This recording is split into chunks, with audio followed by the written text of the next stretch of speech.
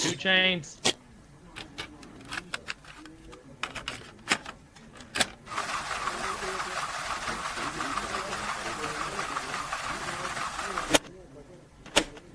Have you seen that replay, buddy? All right, man, I'm done talking to you. You can't be done talking to me. You're right here facing me. I back. Trust me, I back. Dana! 60 G's, baby! But I'm not impressed by your performance. It's normal. Come on, guys. It's normal. You tenho nothing. You tenho nothing. I'm the man of the hour, Joe. Too sweet to be sour. What you see is what you get, and what you don't is better yet. I'm the women's pick. I'm the men's regret. And if you win against Chael Sonnen, you made a bad bet. I don't have much left to say other than you have seen nothing yet.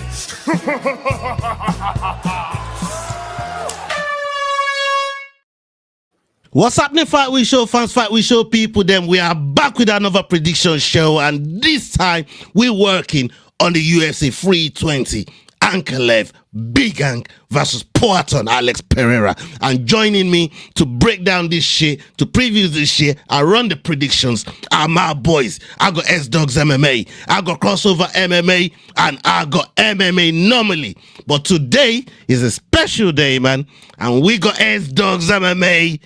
Earth Day greetings to you, my boy. Happy birthday, more life, more blessings. And yeah, how you feeling, my bro? Bro, first of all, I appreciate you boys. Y'all were all still here during the last birthday, and y'all are still here today. So I just want to let y'all know I appreciate y'all for always dealing with me. I know sometimes I come at y'all a lot of crazy times sometimes, and y'all got to deal with it, and I am so sorry for that.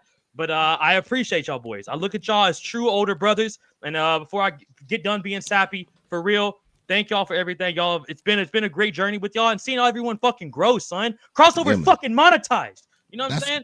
It's crazy. What's up. It's crazy. We're back in this. We're back in the cut, Ola. We're about to make some fucking predictions, son. One more sleep, like your hat says. Shout out John Anik. All I want for my birthday is Cross to take his top off. Now let's fucking make some picks, baby. Let's go, Shama. Shama, let's go. I just learned the meaning of Shama the other day when Olin brought it up, and he showed me one or two things about that thing there. I learned something there. But before we get to Olin, Crossover, you know what I mean? You scarce around there every now and again, but we like when you pull up, man. You know what I mean? We just be talking to you about your goddamn job. Maybe you should go back to working from home, man. How you doing, man? I'm doing good, man. First off, happy birthday to Sterling. Let's go. Enjoy it, man. Nothing but blessings. Wish you nothing but the best, brother. And then shout out also, bro. I think this is like a year I've been on here with you guys, man, because I think it all started with UFC 308.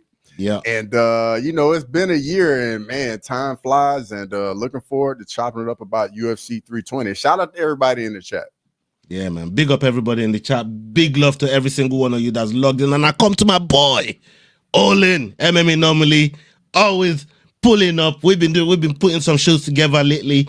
And yeah, if you haven't seen our last work with Big Muddy Modestus Bukauskas, go check that out. And we had KBD, Black Diamond in the house. He just pulled in as well. And we got big news on the horizon. Our boy, Adrian Sanchez, is up for a title fight. Olin, how you feeling, man, with all the things that you've been hearing, brother? Brother, I couldn't be more excited for our guy, Adrian, and I mean, Black Diamond. Like, I feel like it's all coming together, bro. The stars are aligning for all the homies, and as you sip on that juicy drink, I just couldn't be happier, man. Getting to spend time with the boys, chat about one of, in my opinion, the best fight cards of the year, hands down, and it's my guy in the top right's fucking birthday. Happy birthday, dude! Baby. Let's go. I'm telling you, boys, I appreciate y'all for real more than y'all know. Sometimes I need, maybe as I get 28, I'll be more mature and I can tone it down. But I've appreciated y'all for dealing with it. I'm sorry. Hey, bro, like I said to you, you know what I mean? You're only 28 once, man. You'll be 29 once, you know what I mean? So try to enjoy it while you can. Because this brother over here, Mr. Crossover, gonna be reminding you about Father Time very soon, bro. You know what I mean? That should go come around the corner fast. Ola's so petty. Ola's so fucking petty. I let go of that shit 2 weeks after the fight. Ola's still on it. Bro, you know he gonna bring up old shit, and then when I bring up old shit, he gonna be like, "Why you bringing it up? Why you bringing it up?" You are gonna bring up no old shit today, bro. You will shut your mouth, yeah. And we're gonna talk about today's shit. We're gonna talk about today's shit, man. No old shit from you today. Big up everybody that's locked in the chat right now. But salute to every single one of you. Let me come to the chat real quick and see what you guys are saying. Oh, look at the brother from the he's Lane. Lane, big up yourself, Lane. Salute. Yes, Lane. Yeah, man. We got Justin in the house. Salute to you. Hey, you're getting love. You're getting big love in the chat right now, Sterling. Big love in the chat. Happy early birthday, Grimy. Hey, happy early birthday to Grimes. Legend as well. Yeah, man. Happy birthday. Happy early birthday. You know what I mean? Fucking hell. You love birthday twinning and shit. Yeah, Bro, man, you know what that good. means, Grimy? You got to bet a lot because all those bets are going to hit. It's your fucking birthday, kid. Let's go. Make that money. That birthday money anyways, baby. Spend it. You sure bets be hitting on birthdays? I don't lost a lot of bets on my birthday, man. I don't know, but you know, I mean that shit never worked for me. Hey, Grimy. All right, Grimy. Maybe that's a 50-50 place. Yeah, there you go. Yeah. Put that disclaimer out there, man. Put that disclaimer I no longer like the line on that bet. Put that disclaimer out, man. Big up Vincent in the house. Cross just shouting you out there. Shout out, Vincent. Yeah. Shout out to everybody that's in the house, man. Big up every single one of you. Big love.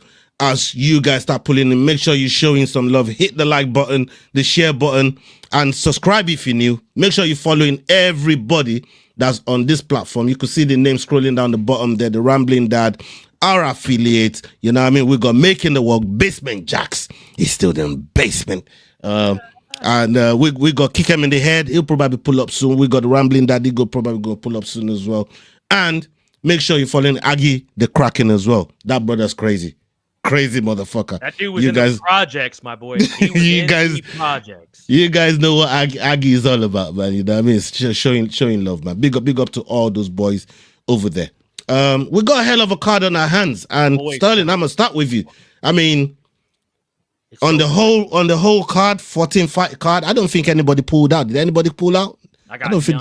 Yeah. So I don't think anybody pulled out. Early though. It's still just like early Jack, though. It's still early out, you know what I mean? But right now. Why would you guys even put that out there? Why not? Because this shit happens. It's fact of life, bro. Yeah. You know what I mean? So I'm going with right now. Have nothing to do with it. Yeah, I'm just saying. But right now, as of right now, we got no fighters pulled out, which is a good thing. But I want to ask Sterling, you know, which fight is really looking forward to on this card before we go ahead. I'm so sorry, boy, to take the obvious one, but Khalil Roundtree versus Yuri Prohaska. That's my one. Fuck it. I mean, I'm so glad you brought it to me because this was gonna be the only one, bro. I get why it's the third fight. I get why it can't be the co-main because we got 2 title fights, which shout out Dana for that. But dog, that fight's gonna be fucking. What do you think is gonna be more crazy, the fight or the fucking stare down? It's gonna be insane, boys. This is literally, like I said on the show with Olin the other day on Dana White Contender Series. This is literally old school MMA shit, boys. This is 1990s karate versus Muay Thai, and these motherfuckers are built like warriors. So this is gonna be insane, boys. Olin, what about you? Man, I was just typing it in the chat. Muay Thai versus Samurai, bro. I mean, it's the obvious pick, right? Everybody and their mom is fucking excited about this fight. If you're not excited about this fight, I would question whether or not you're an actual fight fan.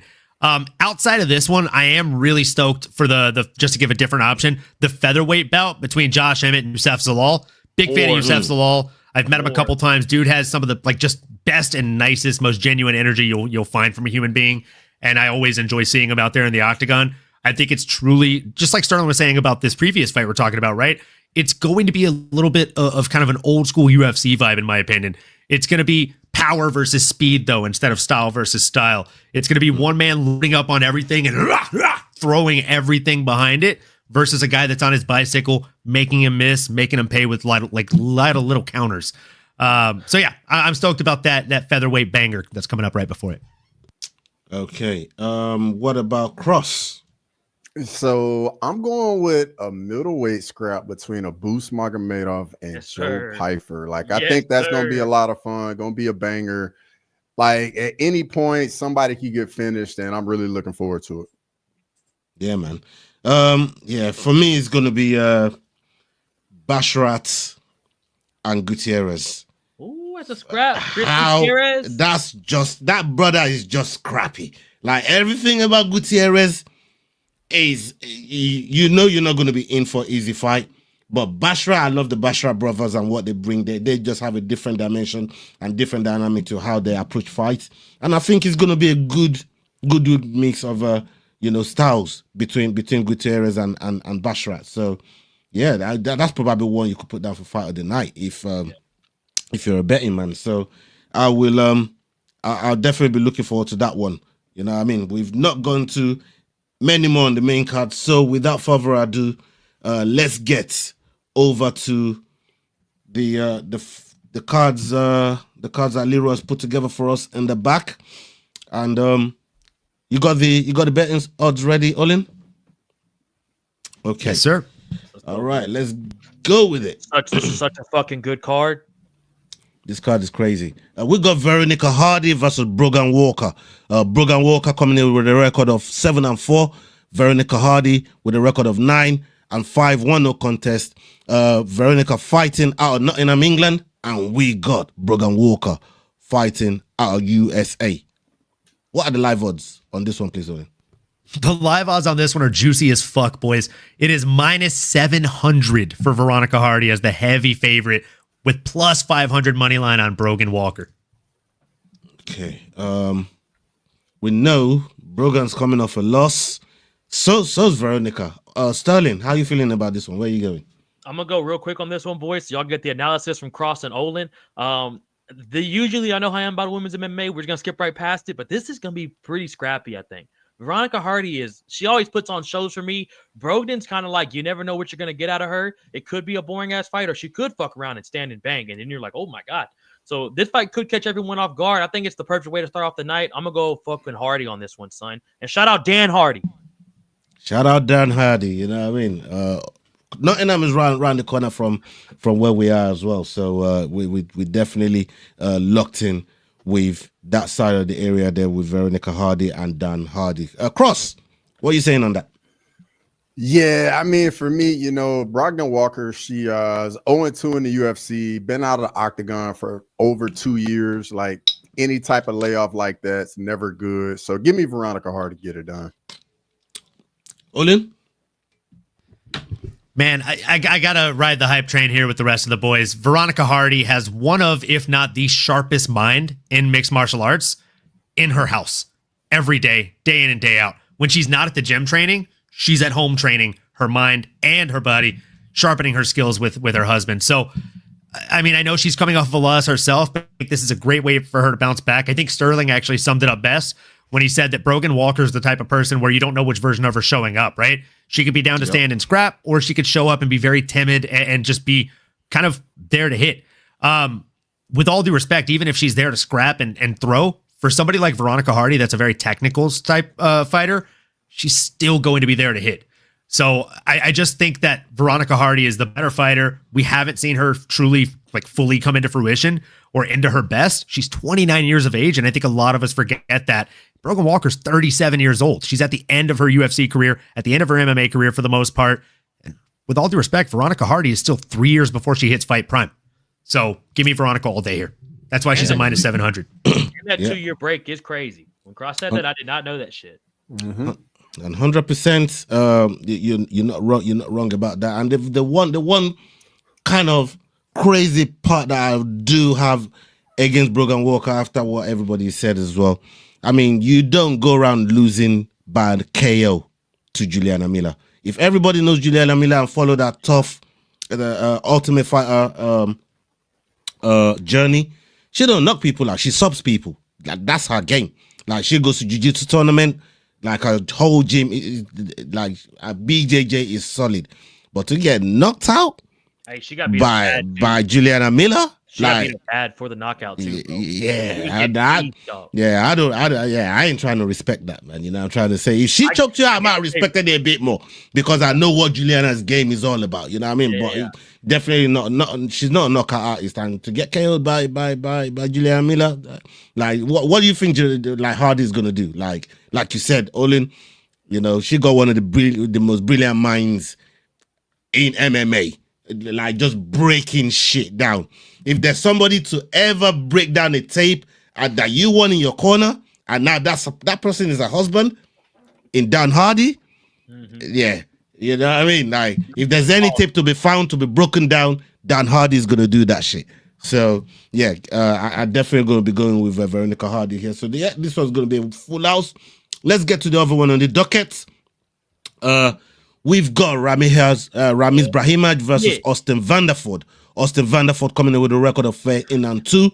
Ramiz Brahimaj coming in with a record of 12-5. This fight is happening in the welterweight division, and both of these guys are fighting out of the USA. What are the live odds on this one, please, Olin? Ramiz Brahimaj is coming in as a plus 240 underdog. Austin Vanderford is currently sitting as a minus 298 favorite. Pretty heavy favorite. But if you think that Austin Vanderford is going to get it done inside the distance, those current odds are sitting at plus 200. So there's a lot of juice on that. Yeah, that's what's up. Okay, Cross, how are you feeling about this? Glad I'm going last. Yeah, I'm taking my first underdog right here, Ramiz Brahimaj right here. I think the submission skills is gonna be the difference. I think Vanderford will be doing his thing on the feet early in the fight, and Ramiz is eventually gonna get this fight to the ground. I think he's gonna be the better grappler and get it done on the ground. Okay, Olin, that's a bold prediction, bro. I'm not going to discredit it at all, because I think you could definitely be right. However, I do think that Vanderford has all of the talent that he needs to go out here and win, and he's coming in there with a 2-inch reach advantage, and they stand the same exact height. So that reach advantage is going to mean everything for him, especially the way that he goes out there and strikes. He has 5 wins by KO/TKO, 3 wins by submission, no slouch on the ground. Most recently, obviously, we've seen him in there against Victor Romero and Nikolai Varetnikov, who's also fighting this weekend. We'll talk about him in a little bit, but he got the finish over both of those guys, and he took 3 rounds to do it over both, right? So round 2 for one of them, round 1 for the other one. I think he probably is going to go out here and get it done inside of the first 2 rounds, if I had to guess. And, I mean, candidly speaking, I think that plus 200 line is pretty fucking juicy on taking him inside the distance. I might have to sprinkle a little bit on that one myself. Ola, what are you thinking on this one?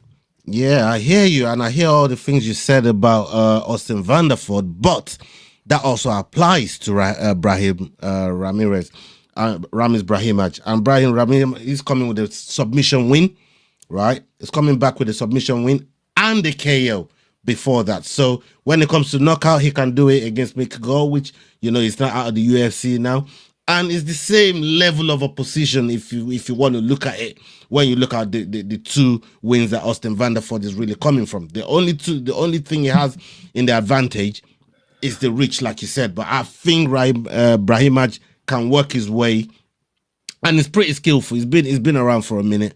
Austin Vanderford and Paige Van Zandt, you know, they be doing some extra shit to get money. I ain't hating it. I ain't hating it. You know what I mean? I'm not hating on it. You know, I'm trying to say. I'm just saying it's time consuming for your gym time. You know, I'm trying to say when you're trying to do those things while Brahimaj is in the gym the whole time, just training for this fight. For me, for my money, as an underdog, give me Brahimaj. You know, I'm so happy I went last, because I thought I was gonna be the only one to go with Brahimaj. I was like, bro, I'm gonna pick this dude, and they're gonna go, why the fuck did you pick Brahimaj? And I was like, bro, I think what y'all said, Austin Vanderford's had 2 not tailor-made fights from in the UFC, but winnable fights. The second one was a bit crazy too, like the way it ended as well. But I mean, the guys he fought, I could see fighting a Bellator. You know what I'm saying? Brahimaj, bro, is a fucking beast. I could see him fighting a Bellator as well, dog. But he's been in the UFC for so long, and I think he just has more experience, bro. And I thought I was gonna be the only one going with it. So I'm glad you boys win as well, and that's not a bad underdog pick for y'all's contest. Definitely not. All right, let's go on to the next one here. We got Punale Soriano and Nikolai Varetnikov. Nikolai Varetnikov coming in with a record of 13-6, and we got Punale Soriano coming in with a record of 11-4. Soriano fighting out of the USA, Dahu, Hawaii, and we got Varetnikov fighting at Orange County in California. What are the live odds on this one, please, Olin? Currently, Ankalaev Veretnikov is sitting as a plus 260 underdog, and his opponent, Puna Soriano, is sitting as a minus 325 favorite. Bro, a lot of heavy favorites. That name been reminding me of Punani so much, man. I don't know why he go fucking got. Bro, we know where your like mind that, at, bro. man. Like, You been drinking that drink, dog. Hey, yeah. God damn, bro. You gotta stop sipping on that during the show. Hey, brother. Hola, beer's on the later, ceiling. kid. Beer's on the ceiling. Hola, come on, bro. Hey, shout out Ian Miller. He just let us know Paul Hughes and Nurmagomedov rematch is starting right now What did he say, in folks? PFL. Ooh.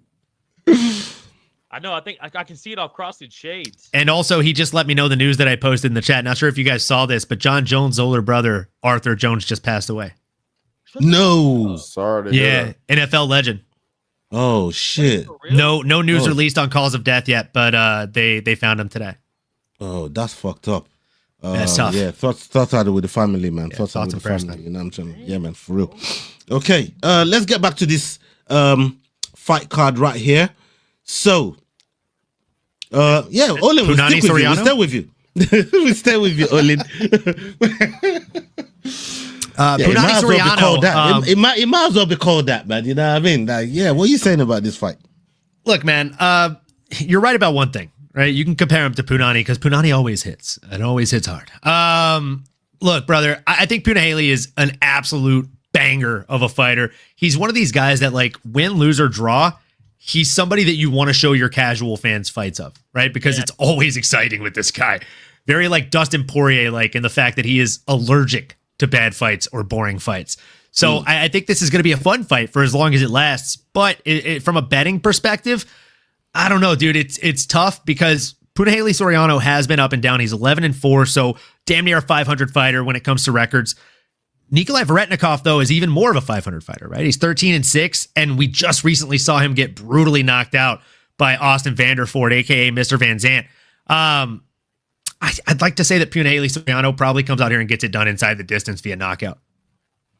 Okay. Yeah, I can't argue with you there.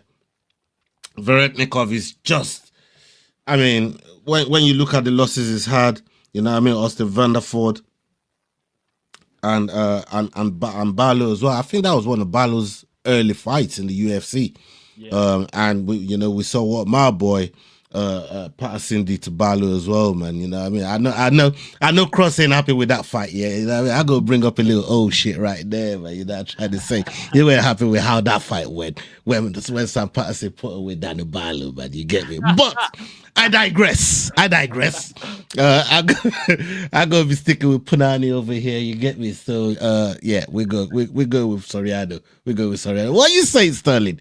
Bro, what you saying? I love when Ola brings up old shit, but dog, all the time. It's the best, though. It's the best, bro. I'm going Soriano in this bitch, bro. This dude throws coconut bombs, son. This dude comes in there and just has a fucking killer, be killed mentality that we really don't see in the UFC as much anymore. This motherfuckers want to go out there, son, get in the pocket, take a couple shots. But Veretnikov, that motherfucker's a dog, and anybody from the Ukraine is a motherfucker. So, or anybody that ends in Stan or Crane or whatever, they're a motherfucker in general. So, I think Soriano's gonna come out here and get it done though, son. Landing some coconut fucking bombs. Oh, can I say that I love that you keep calling him coconut bombs because I confused him and Maki Patolo, whose nickname is coconut bombs, it's coconut for like bombs. 3 years, bro. Yes. Yeah, for real. I thought they were the same guy. They look the same. They fight the same. They're from the same area.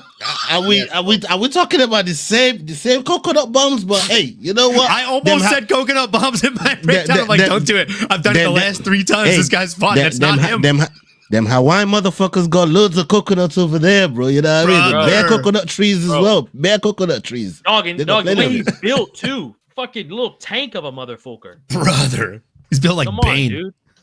Yeah, man. It is so funny watching the fights off across his shades right now. I'm not gonna lie to y'all. I don't want him to give his predictions because I can. We're all doing the same thing right now. It's perfect, bro.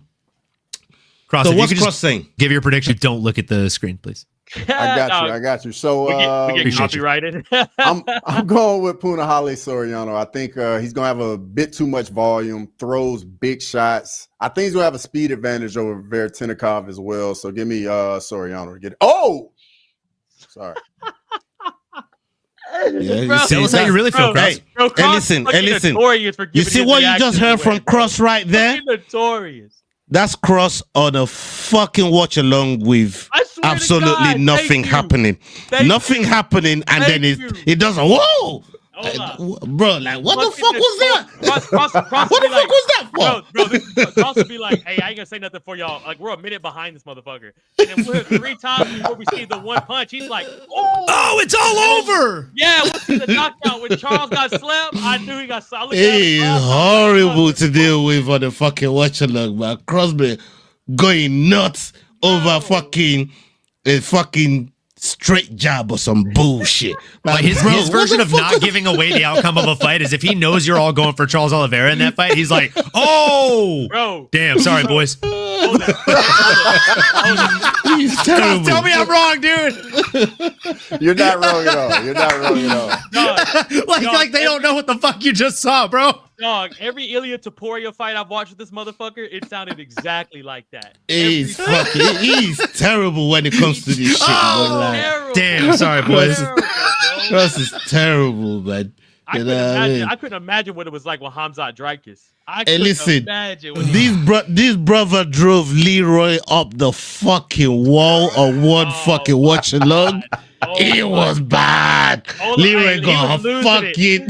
Leroy was losing it. He was losing it. I was fucking having fun just watching Leroy lose it, bro. Because I was ahead of it. I was ahead of y'all, anyways. You know what I mean? I was keeping it together, but the way he was going on and winding Leroy up, because Leroy was way behind. And he was freaking too. So Leroy was drunk. Leroy was like, "Shut the fuck up, blood." Hey, and as soon as Oliveira got knocked out, he just booted me off the screen. I mean, you earned it. Hey, Cross man. Hey, but what's so funny, dog? Cross didn't come back for 5 minutes and then came back to "I told y'all." Like he was fucking. Yup, you already know. He's terrible. Like he's terrible, bro. The Cross is terrible, man. But we love him for it. We absolutely love him for it, man. You know what I mean? Okay, we got full out on the Punani fight. Let's get on to the next one on the docket. And we got our boy, Patchy Mix. Patchy Mix, let me just get this comment off the screen. Bear with me 1 second. What the fuck is going on here? God damn it. There we go. The stream's gonna crash. No, slow down. McDane's not here to end it. Okay, we got Patchy Mix versus Jakob Wiklas. Jakob Wiklas coming in with a record of 16-3. 2 no contest. Patchy Mix with a record of 20-2. This fight is happening in the bantamweight division, and Patchy Mix fighting out of the USA, and we got Jakob fighting out of Poland. What are the live odds on this one, please, Olin? Mr. Patrick Mix is coming in as a heavy favorite at -325. His opponent, Jakob Wiklas, is sitting as a +260 dog. Okay. Yeah, I think it comes back round to me. I'm going to be going with Patchy Mix on this one. I don't know too much about the other brother there, but I've been seeing Patchy Mix in his days in Bellator and some of the top fighters that he's been in there with. He's been in there with some of the Nurmagomedovs. He's been in there with Rafion Stotts. Like, these are fighters that I respect, and yeah, I think he's really, really going to put this Jakob from Poland. He's gonna put in the rearview mirror by the time this fight is done. So for me, I'm going to be going with Patchy Mix on this one. What are you saying, Sterling? Bro, it's hard, right? Because I don't know too much about Homeboy that he's fighting right now. I'll be honest with you. So I don't have too much to go on him, like what style he has. But dog, the way he got worked against Mario Bautista, no disrespect to Mario Bautista, but look up a fight where he's done that to another man in the UFC. You know what I'm saying? He fucked up Patchy Mix. And maybe Patchy, like I said, bro, I ain't gonna lie, the nerves had to be there for you. Like, I've only fought in front of fucking, like, maybe 100 people. I was freaking the fuck out. I can't imagine fighting in front of, you're in fucking T-Mobile on a stacked card, and then you kind of think you're gonna go in there and fuck Bautista up and ragdoll him, and Bautista is Canelo in your ass. Like, your shit's fucked up at the end. So, I'd probably go Patchy on. Is he the favorite? Yeah. Yeah. I'd probably go Patchy on this then. That makes sense, but I don't know too much about Homeboy. Maybe Cross and Olin can tell y'all some analytical shit. I mean, let me ask you this. What do you think Batista would have done to the boy that Patchy's fighting tomorrow? I think it's a Same decision, shit. and it's probably maybe a finish. But it's not. It's like a submission finish. It's not like what he did to He beat the shit out of Patchy. Right. So this is what I'm trying to say, because when these guys come into the UFC, you always see there's levels to this thing. Unless you're really, really fucking special, unless you're that fucking good, you generally just see the difference that there's levels to this shit from the promotion you're just coming from to coming to the UFC. I mean, dog, imagine he fights Jair or Calvin Qatar or fucking even Yusuf Zalal. You know what I'm saying? Like Lerone Murphy. You want to fight that motherfucker? You know what I'm saying? It's like these are problems you don't want, man. Cross, what are you saying, bro? Yeah, so I mean, Jacob, man, you got 10 submission wins. Patchy Mitch got 13 submission wins. So we got 2 BJJ guys, and it might end up just playing out on the feet. Patchy Mix in his first UFC fight, man, the dude does not move his head at all. He literally just is standing there to be hit. But we don't really know anything about Jakob, so it's basically a coin flip, but I'm going with Patchy Mix. I don't really have much confidence either way in this one. Yeah, man. Olin, what you got? Yeah, man. A lot of people like to look at that Mario Bautista fight like Sterling is, and I get it. The first time I watched it, I felt the same exact way. It looked like Patchy just got shut out and beat the fuck up, but he still landed 122 strikes against the UFC veteran Mario Bautista, and that's worth mentioning. yeah. When's the last time somebody landed 3 digits of strikes on Mario Bautista in general in the UFC? So that tells me that the guy does have it, even when he's getting pelted in there. And I don't think that this guy has hands like that. So I'm fairly confident that Patrick Mix goes out there and gets it done. I'm very confident he gets it done. I'm even slightly confident that he can get it done inside the distance, which you can get plus odds on for plus 150. Am I going to bet on it? No, he hasn't given me enough confidence in his first showing in the UFC. But if he does in this one and they give him another tailor-made match like this against a grappler, probably going to lean towards Patchy and probably going to bet a little bit on whatever that prop line is. Okay. Let's get on to the next one right here. We got Meshi Chasson versus Yana Santos, formerly known as Yana Kuniskaya. This fight is happening in the bantamweight division. We got Kuniskaya fighting out of Russia. We got Chasson fighting out of Texas. That's Sterling's home girl or homeboy. I don't know, whichever one she identifying with today, you get me. But this fight is happening in the bantamweight division. And what are the live odds on this one, please, Olin? Live odds right now are minus 198 for the favorite Meshi Chasson and plus 164 for Yana Santos. I mean, she's way more tighter than fucking Sterling, man. She could be Sterling's own boy for all I fucking care. God damn it. Hey, Sterling, it's your turn, man. Hey, it's your turn. I know you're picking the home girl or the home boy. Talk to me. Thank you. You know I gotta go with my dog. I'm gonna go with Chase Song on this one, bro. And not only just because from America here, but bro, listen to me. Just shake those hands. Not many do, and not many get your boy excited to watch MMA, women's MMA. But my boys, I think this is going to be interesting. And if Chase Song can land a couple of fucking bombs down the middle, because Janos is a fucking kickboxer. So she's going to come in there throwing some nasty shit at Chase Song. So I think for the most part, this is going to be on the feet. And if my girl can land a couple fucking big shots, I think she can get the job done. She has nasty fucking boxing. I'm going to go with America on this one. I could already assume who Cross is going to pick, but let's let him talk. Yo, so how come your homegirl's missing weight and shit, man? We just heard in the chat that she's missing weight. Hey, dog. Hey, it could be let's call you out on it. If you're gonna claim Meshi Chasson, claim all of her. If you're gonna claim Meshi Chasson, claim all of her. Hang on. We ain't letting you off the hook on your birthday. Ready? Y'all ready? Where you think you at, dog? It could be that time of the month. Oh, dog, no way. It could be that time of the month, and weight cut gets a little bit harder, boys. I'm just being honest with y'all. Sterling speaking from experience right now. Sterling was like, look, guys, look, I don't always miss weight, but the one time I did, it was also that time of the month for me, you guys.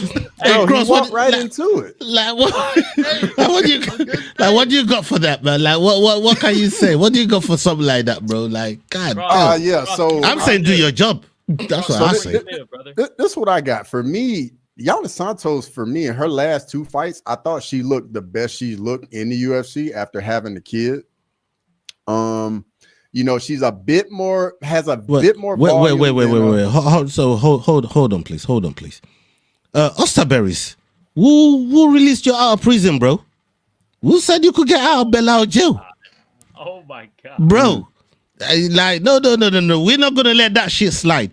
Yeah, you need to go fix that shit. Get back in jail. Put your I love Belao profile back on, and then come wish Sterling a happy birthday. Let's go. That's what Sterling wants to see. Yeah. Hey, it's either that or Cross takes his top off, and he hadn't taken his top off yet. So just because I ain't got nothing to do with it. I'm not in that. Hey, Austerberrys. You're not gonna give the boy the one thing he wants for his birthday? Come on, Cross. That's mean, bro. Hey, listen. Absolutely not. Austerberrys, man. Just because you look like you've been sent to Dagestan 3 years and forget, don't mean you can rock up here on this Holloway fucking profile. We need to see the Belao thing, yeah? Yeah, you need to go put I love Belao profile back on your fucking handle, blood. You know what I mean? You're not out of jail. You're not out of jail to December, man. You know what I mean? You're not out of jail to December, bro. Come on, dog. You know what I mean? You might. Yeah, that's what I'm saying. Cross, sorry. Before Austerberrys rudely interrupted your conversation. I didn't. Austerberrys did. I'm blaming him. You know? all good, no worries. So like I was saying, like Santos in her last 2 fights definitely looked the best she's looked in the UFC, in my opinion, but she does have a big hole in her game where when she gets taken down, she can get control. And Macy Chasson averages 2 takedowns per 15 minutes. So I think Chasson's gonna find a way to take her down, control her, and get it done. Okay.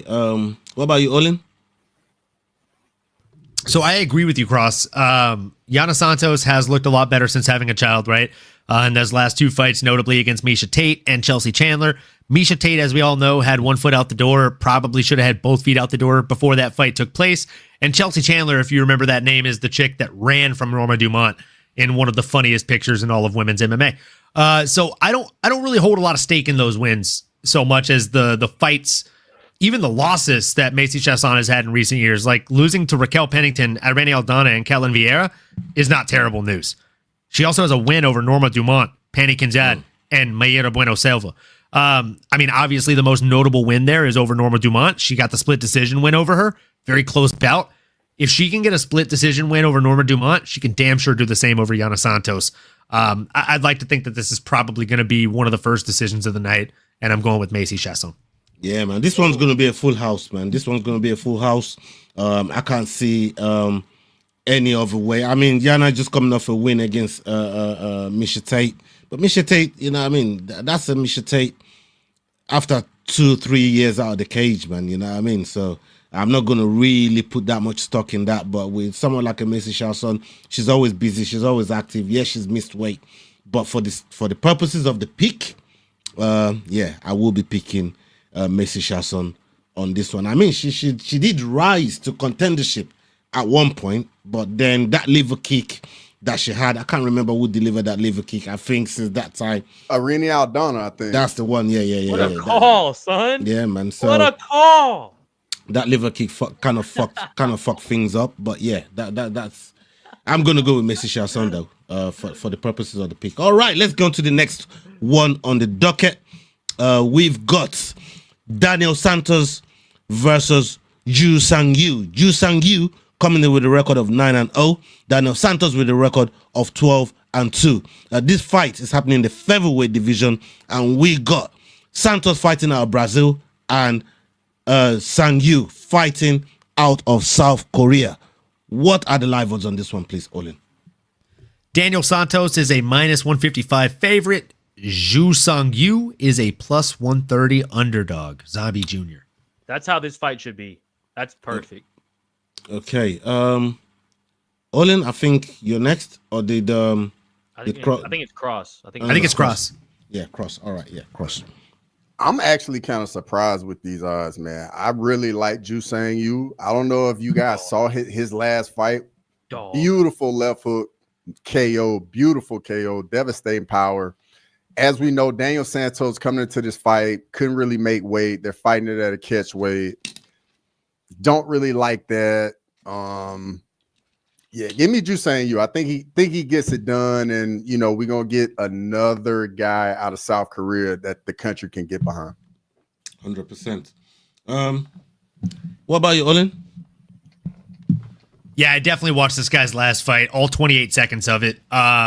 Just nasty technical striking. He only needed to land 6 strikes. He only needed to attempt to land 8, and that's all she wrote. This guy is like a young version of Korean Zombie, but much stronger.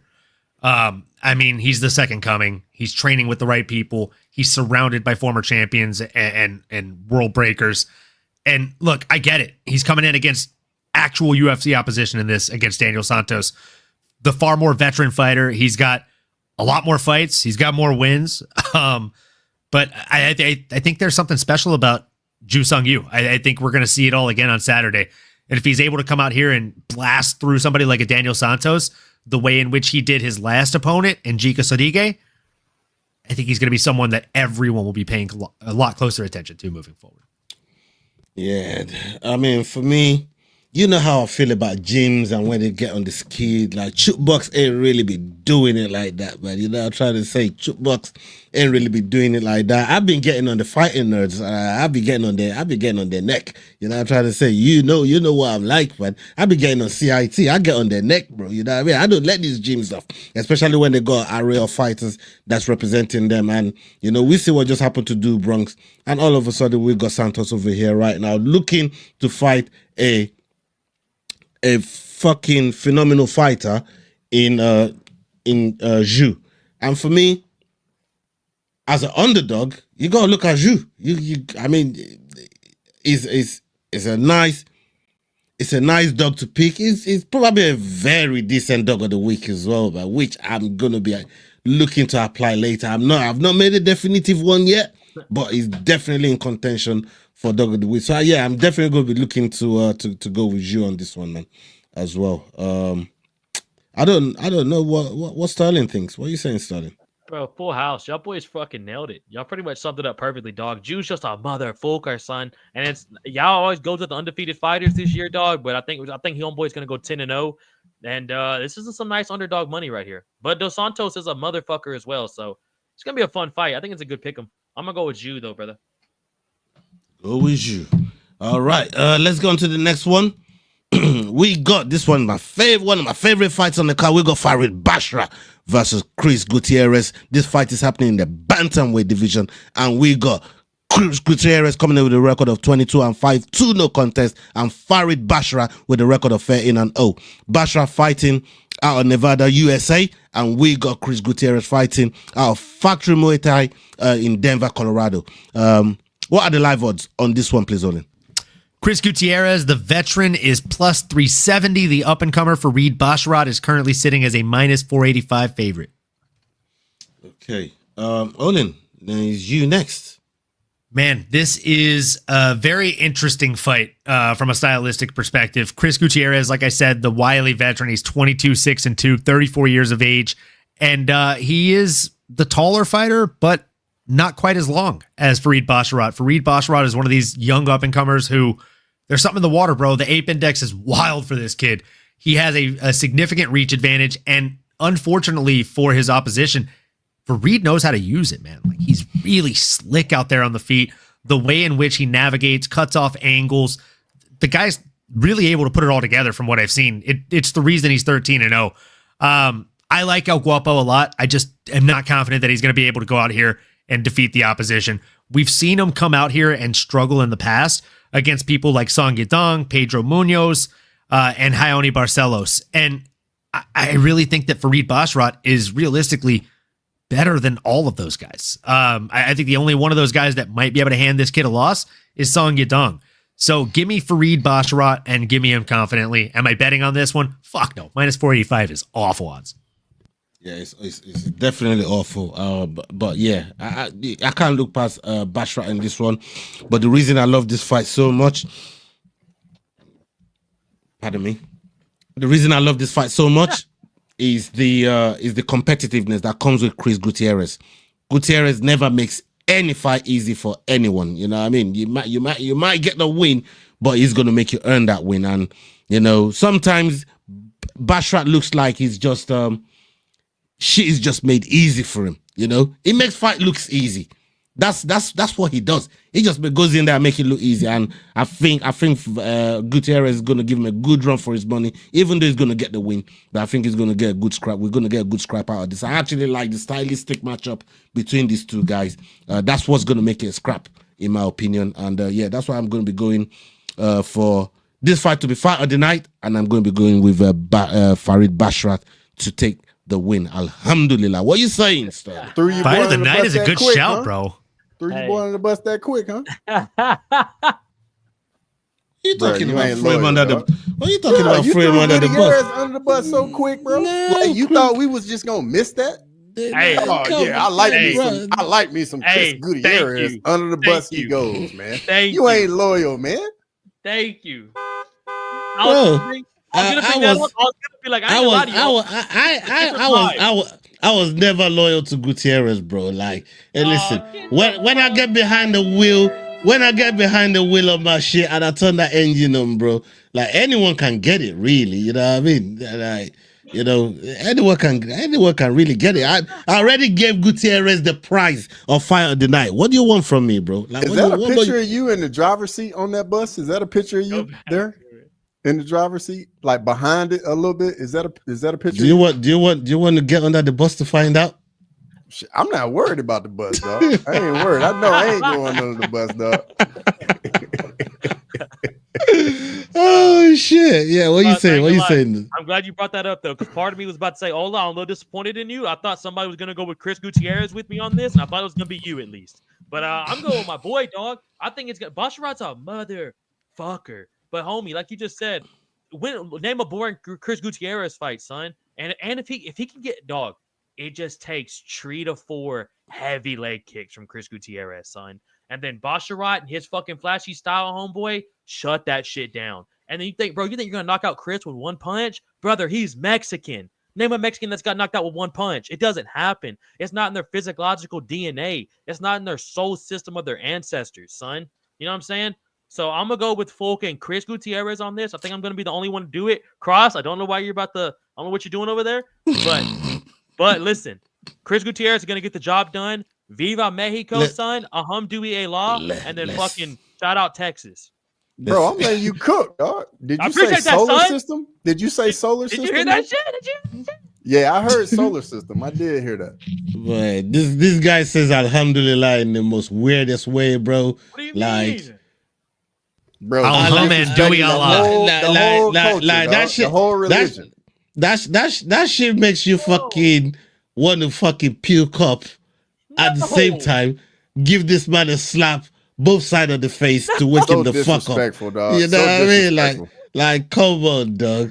You know what I mean? No. If you're gonna say Alhamdulillah, you have to put that Alhamdulillah. You have to say prop, like, you know what I mean? Like, cause it's your birthday, I'm gonna give you a little pass, but you gotta start coming correct when you come up with this Alhamdulillah business. Alhamdulillah. Cross, what you got for us, brother? Yeah, like I'm looking forward to this. Chris Gutierrez, one of the best leg kickers in the UFC, with from both sides, from either stance, inside, outside.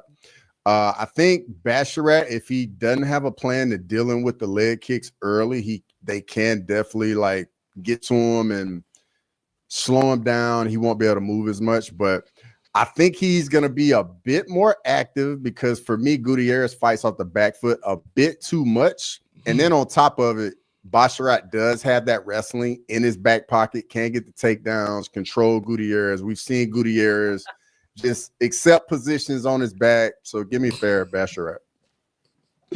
I mean, that fucking comment there from Leandro, bro. Viva Mexico, Alhamdulillah, and shout out to Texas, all in one sentence. That is just incredible. Fucking crazy. That's crazy work. Like, bro, stop it. Get some help. One of those. You know what I mean? Like, Brother. bro. And then the way he says Alhamdulillah, like I typed it out in the next comment. Alhamdulillah. That, like, why? Why do you do it like that? Alhamdulillah. Is that not what he says? That's what he says. That's why. That's why it makes you want to puke, bro. And then slap him, bro. Like, what, that, bro? Like, calm down, slow down. That's what I hear. Bro. That shit right there. It's the Holy Spirit, dog. It takes me over. I start speaking in tongues. The Holy Spirit. Holy That's another Spirit. religion. You can't talk the Holy Spirit and Alhamdulillah in one fucking. Come on, not bro. Alhamdulillah. What are you talking about, Sterling? What are you doing, man? That's blasphemy, dog. That's not the same. Astaghfirullah. Astaghfirullah. That's blasphemy, dog. Alhamdulillah. That's not the same, Quran, bro. man. Yeah, that's They're two astaghfirullah, very bro. different religions, big dog. Come on, dog. Come on, bro. Like, Stanley, you getting out of control now, bro. It's your You know birthday, what I but mean? you can't get a pass with that. Come on. You getting out of control now, man. You know what I mean? You get, hey, they say Bash gonna control you. You getting out of fucking control, man. You know what I mean? Astaghfirullah. Leandro's fucking comment is incredible, bro. Newspaper, Texas man, MMA YouTuber barred entry to Riyadh. Breaking news. Bro, I'm just trying to bring this community together, son, like a cookout, dog. No. That shit don't run like that. It don't run like that, brother. dog. It don't run like that. You know what I mean? Get a public execution, bro. Come on. Nah, he ain't trolling either. That's the worst part of it. Like, that's the worst part. He means everything he's saying. Trust me, we live with this guy 24/7, man. Trust this man is like Conor McGregor. If he says it, he wholeheartedly believes it. He's not fucking playing. He's not trolling. He's not doing any of that shit. You know what I mean? Like, we wish he was sometimes. Yeah, exactly. That's why we're correcting him. How we're correcting him, because we know he really be meaning that shit. That guy crazy. That guy crazy, man. He said he was possessed by the Holy Spirit to say Alhamdulillah. Oh God, that was that's nasty. Yeah, that's blasphemy, man. That's blasphemy. Yeah, don't do that, bro. Don't do that. You know what I mean? Anyways, let's go on to the next one on the docket. We got Edmund Shabazian versus Andre Muniz. Andre Muniz coming in with a record of 24-7. Edmund Shabazian coming in with a record of 15-5. Now, this fight is happening in the middleweight division, people, and both of these fighters are coming with one win, one loss on their record. We got Edmund fighting out of the USA, and we got Andre Muniz fighting out of Brazil. Did you say one win? Did you say one win? No. I said coming into the fight. One of them got a win coming into the fight, and one of them got a loss coming into the fight. In terms of the last fight. That's what I understood. That's what I meant to say. Give me a goddamn break. Let us move on. Olin, what are the live odds on this one? No, Olin. Let's get to the live odds. They are 1-1 in their last two. That's a fact. All right, okay, so let's get to this. I'm just going by what I saw on the screen, bro. I'm just going by what I saw on the fucking screen. I'm trying to help, bro. Hey, Leroy fucked me up. Look at this. Yeah. What's this? You see that? Oh, you know what? Yeah, no, you're right. The records are like backwards. That's weird the way that's structured. And even if you say backwards, what about this and that? What about this and that? Bro, all you gotta say is. So what the fuck am I supposed to do with that? Don't fucking look at me. You fucking call out that dickhead Leroy that lives in Dingoland that put that shit there. Fucking Leroy. Hey, bro, I'm just reading out what's on the fucking screen and you don't want to murder me for it. This is Hey, I'm snitching on Leroy. I'm snitching on Leroy. I'm bashing a rat and I'm putting him under the fucking bus. Leroy, this is the best this is for you, Leroy. This is for you, Leroy. Right here, this is for you. You are under the bus. Yeah, I ain't taking responsibility for that shit. I give you credit when you put this shit in the back. Now you gotta go under the bus for this one, Leroy. Yeah, man, this is on you. This ain't on me, man. I'm snitching on that boy. Bash a rat. You see me? Yeah, man. All right. Let's get to the live odds now, Oli. Edmund, the Golden Boy Shabazian, is currently a -325 favorite. Andre Muniz is a +260 dog. Can't believe fucking Cross tried to snitch on Bro, me. look at Vincent's pull up comment, bro. Vincent. Pull up Vincent's comment. Hey, He said one win, one loss on the record. Bro, That's I what can't your see ass comments, said, man. I can't see comments at the same time as I read slides, bro. Like, come on, you Well, know you me, ain't reading man. them now. No, I'm trying to get to it now.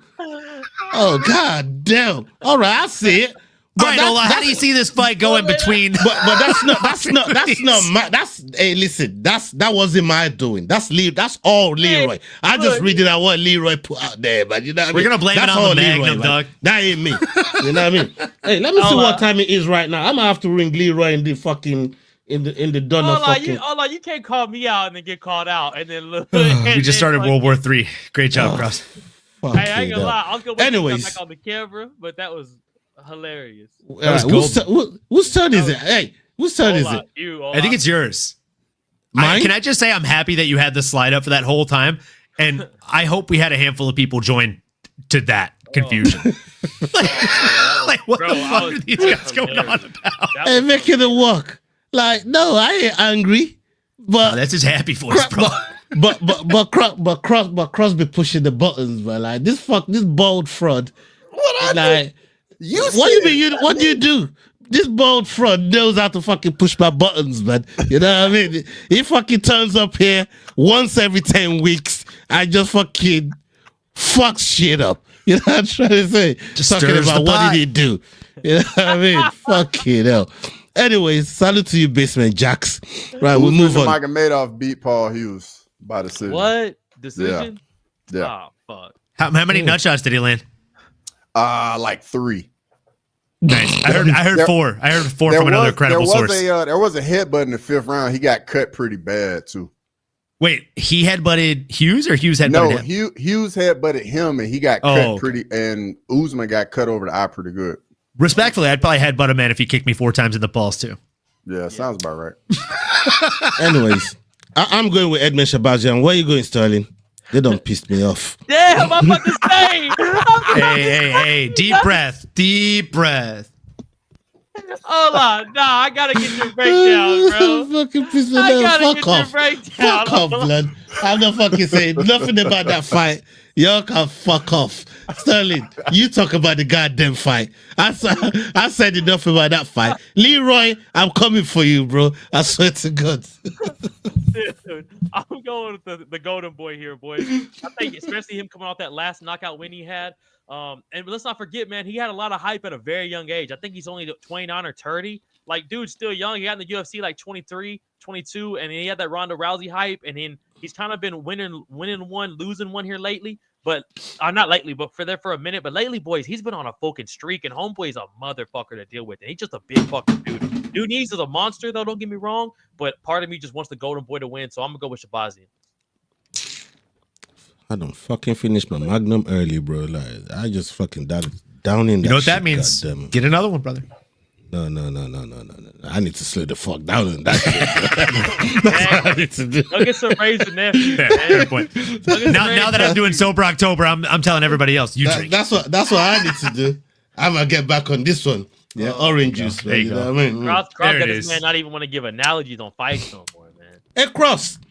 Since you know everything about these fucking records and these fights and everything, man, you know what I mean? Why don't you tell the people what you think about this one-on-one coming into this fucking fight, bro? What do you got? Andre Muniz, man, he's only won one of his last 4 fights. His last fight against Ikram Aliskerov, man, he got finished in the 1st round. You see, nobody cares about that fucking explanation right there. You see, nobody gives a fuck about that nonsense. Yeah, this brother want to turn up here and snitch on me and fucking call out my fucking work. You know, I'm trying to say, while it's Leroy that fucked up that shit there, I'll be petty like that, man. I'll really be petty like that. You know what I mean? Ask Sterling. Sterling knows this shit. Might really be petty like that. You get me?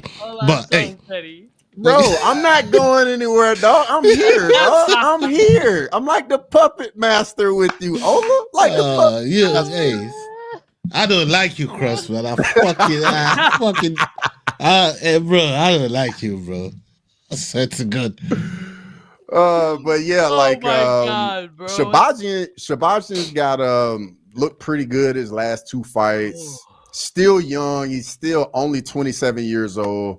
Muniz 35, towards the end of that career. Give me the golden boy, Edmund Shabazian. Okay. Olin? Yeah, I'm riding the train with you guys, man. I just think Muniz has not looked impressive in his last like 5 fights. Even when he wins, he just barely edges it out, in my opinion. He just barely finds a way. I don't think he's going to be able to find a way in this one. Edmund Shabazian has looked just incredibly better every time he makes that walk. Unlike Muniz, who when he wins, I'm not that impressed with the growth. When Edmund Shabazian loses, I'm impressed with the growth typically. So I think the longer this fight goes, the more it serves Muniz, right? Because we have seen Shabazian fade in later rounds. But I think he's primed to go out there and get a finish in those first 2 rounds, if I'm being completely candid. Okay. Come back like the Undertaker. Eliandro. Like come back like the Undertaker is so. I don't know why you're propping up this brother, man. Like, you know what I mean? Don't encourage his foolishness, bro. Don't encourage that foolishness, brother. You know what I mean? Let's get on the next fight on the docket. Did you even make a pick? Oh, yeah, I did. He went with Shabazian, I went but he first. didn't know analogy. I was like, yeah.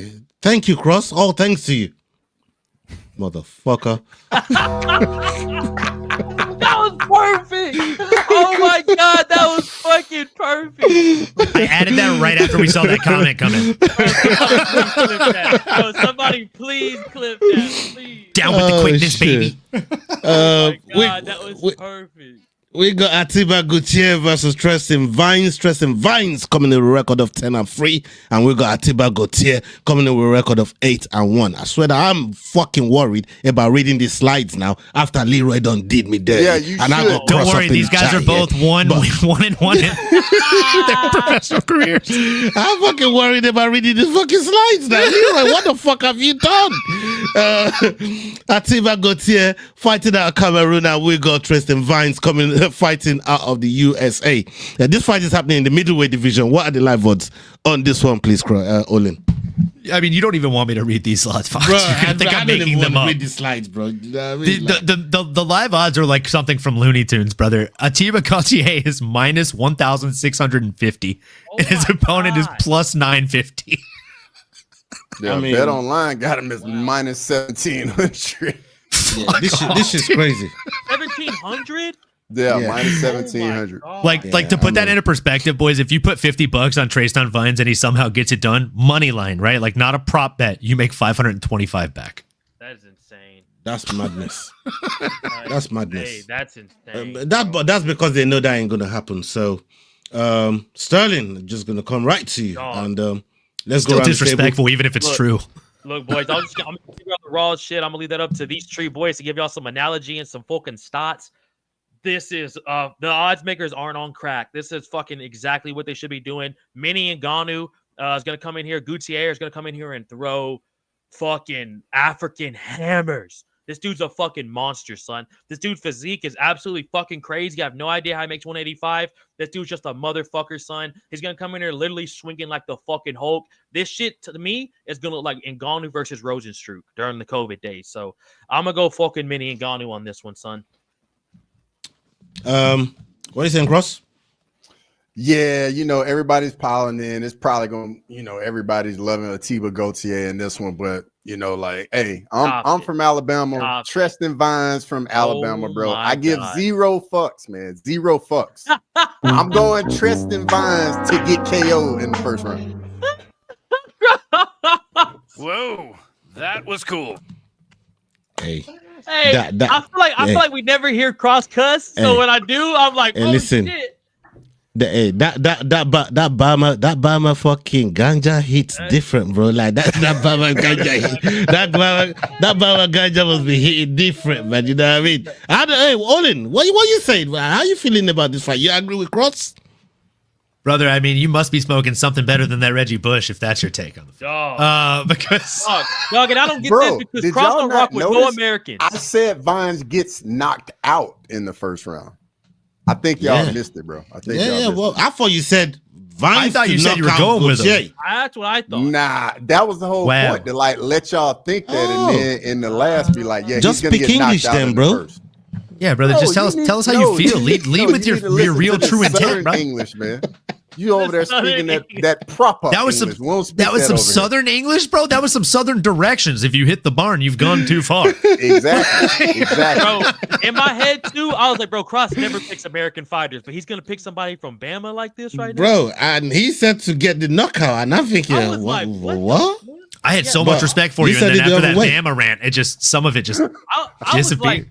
like, this dude's brainwashed. They don't got him. I was like, they don't got him in Bama. They done got him. Man, They done got man. our boy. Getting back to fucking Texas, man. You know what I mean? Oh, Sharpish. you know what I'm saying? Get him back over there. But Olin, what you got? Look, bro, I'm gonna bust out the Jean-Paul Gaultier fucking cologne in support of Atiba Gauthier. This motherfucker's a killer. He is a little Ngannou, as people have said. Like, I see the comparison. The comparison is, you know, both these guys are terrifying. They both have one-shot knockout power, and they both look like they were torn right out of an action figure box. Like, I don't know how he makes the weight. I'm happy he does. He doesn't miss weight. He didn't today. I genuinely feel like the man standing across from him in Tristan Vines is a lamb to the slaughter. They needed someone to step in on short notice to face this guy. We know he was originally supposed to face Ozzy Diaz, but if I'm being honest, I don't know that the Ozzy Diaz fight would have gotten much different, right? Ozzy probably would have gotten his shit rocked too. So give me Atiba Gauthier, who had a full camp, against the guy who had a week to train for this. Okay, yeah, for me, I mean, everybody knows Robert Valentin. I mean, if you don't know about him, go check out his Ultimate Fighter journey. This guy is a crazy motherfucker. Brutal. Valhalla business is blood for blood. He comes in there and just causes a whole heap of damage. And he is a fucking team player as well. It's one of the things I love about Robert Valentin. But he goes in there with somebody like Atiba Gauthier and gets absolutely destroyed, gets put away in the most violent way. And I don't know who this Bama brother is, but for the crimes that fucking this bald fraud is committed on the show tonight, bro, I want Atiba Gauthier, my African brother, to catch a Bama body. We're going with Atiba Gauthier, brethren. Bro, the hate is real tonight, dog. The hate is real. We wanted to catch a Bama body, bro. I mean, come on, dog. And hey, Cross is already down for the fucking body to get caught. He's already down. I just didn't hear the English the first time. I heard it the second time. So Cross is ready for it. He's put the shades on for the funeral. He gonna put a suit on for the funeral too. You know what I mean? When we do the watch along tomorrow, we're gonna see the procession of how this shit gonna go. So you better come prepared, man. Make sure you fucking dress for the occasion, brother. You know, I try to say because Atiba Gauthier is gonna put that boy in the fucking ground in Bama over there. Inshallah, he's gonna smash your boy. He's gonna smash your boy. Bro, I don't disagree. Don't say it, Sterling. Alhamdulillah. Yeah. I love this comment from Vincent. Atiba is also a crazy cat lover as well. It's weird. He's so soft outside the ring. I love it, bro. I have cats myself. Big cat dad. One of them sleeping right next to me right now. So, dude, big fan of Atiba. Yeah, man. Big up everybody that's been locked in the chat with us today. I'm about to pass out, bro. What is wrong with you right now? Are you on a Capri Sun deficit? Get this man some sugar. No, between these two dudes, bro. Like, I like my face is hurting, Hey, bro. Crossover here is a one championship connoisseur. And I know Sterling and Olin dabbles as well. You got anything for Vincent? I'll be honest with you, Vincent. There's so much happening this weekend, dog. BKFC, UFC, boxing, PFL. I didn't even know one championship was doing anything, Vincent. So you might like I'm just we're just lucky to be catching PFL off of fucking Cross's sunglasses, bro. Like, you know, I'm trying to say, yeah, but he's one of those. He's one of those. But salute to you, Vincent. Thank you very much for pulling up. That co-main event and the main event of the one card is going to be absolute fire. Ong Lan Sung and Sebastian Kadestam is going to be fireworks. Sebastian's fighting out of Sweden. Ong Lan Sung is fighting out of Myanmar. Dude is a fucking beast. I think Ong is probably going to get it done. And then after that, in the main event, they have Prajanchai PK Sanchai. Joshua Vance, training partner. That's his bud. Shout out Houston, Texas. Yep. And then Prajanchai PK Sanchai is coming in against Jonathan DiBella. I'm going with Sanchai, bro. Like, I mean, the dude is an absolute savage. He's a Thai legend in the making. And I think 5 to 10 years from now, we'll be holding him in the same regard that we hold the original Sanchai and Buakaw in. So give me him. Okay, there you go, Vincent. We made a detour for you. Salute to Olin for making that little detour for yourself. And yeah, we get on to the next card on the docket as we get into the main event of the here we go. As we get onto the main card. As we get onto the main card. Main card and main event be confusing my little brain sometimes, man. You know what I mean?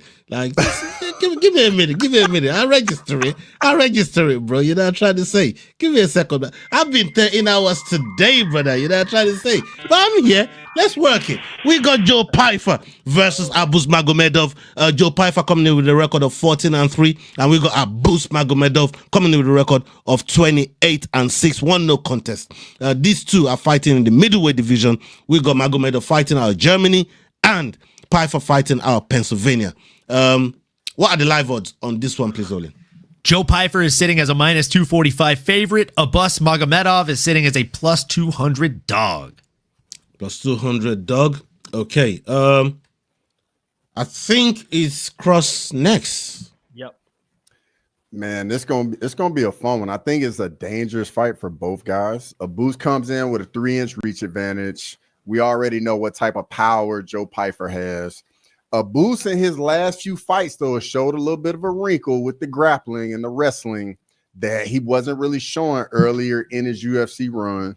So I think that aspect might be the path of victory for Abus, but I'm going with Joe Pyfer. I just think he's going to land a big shot at some point and get it done.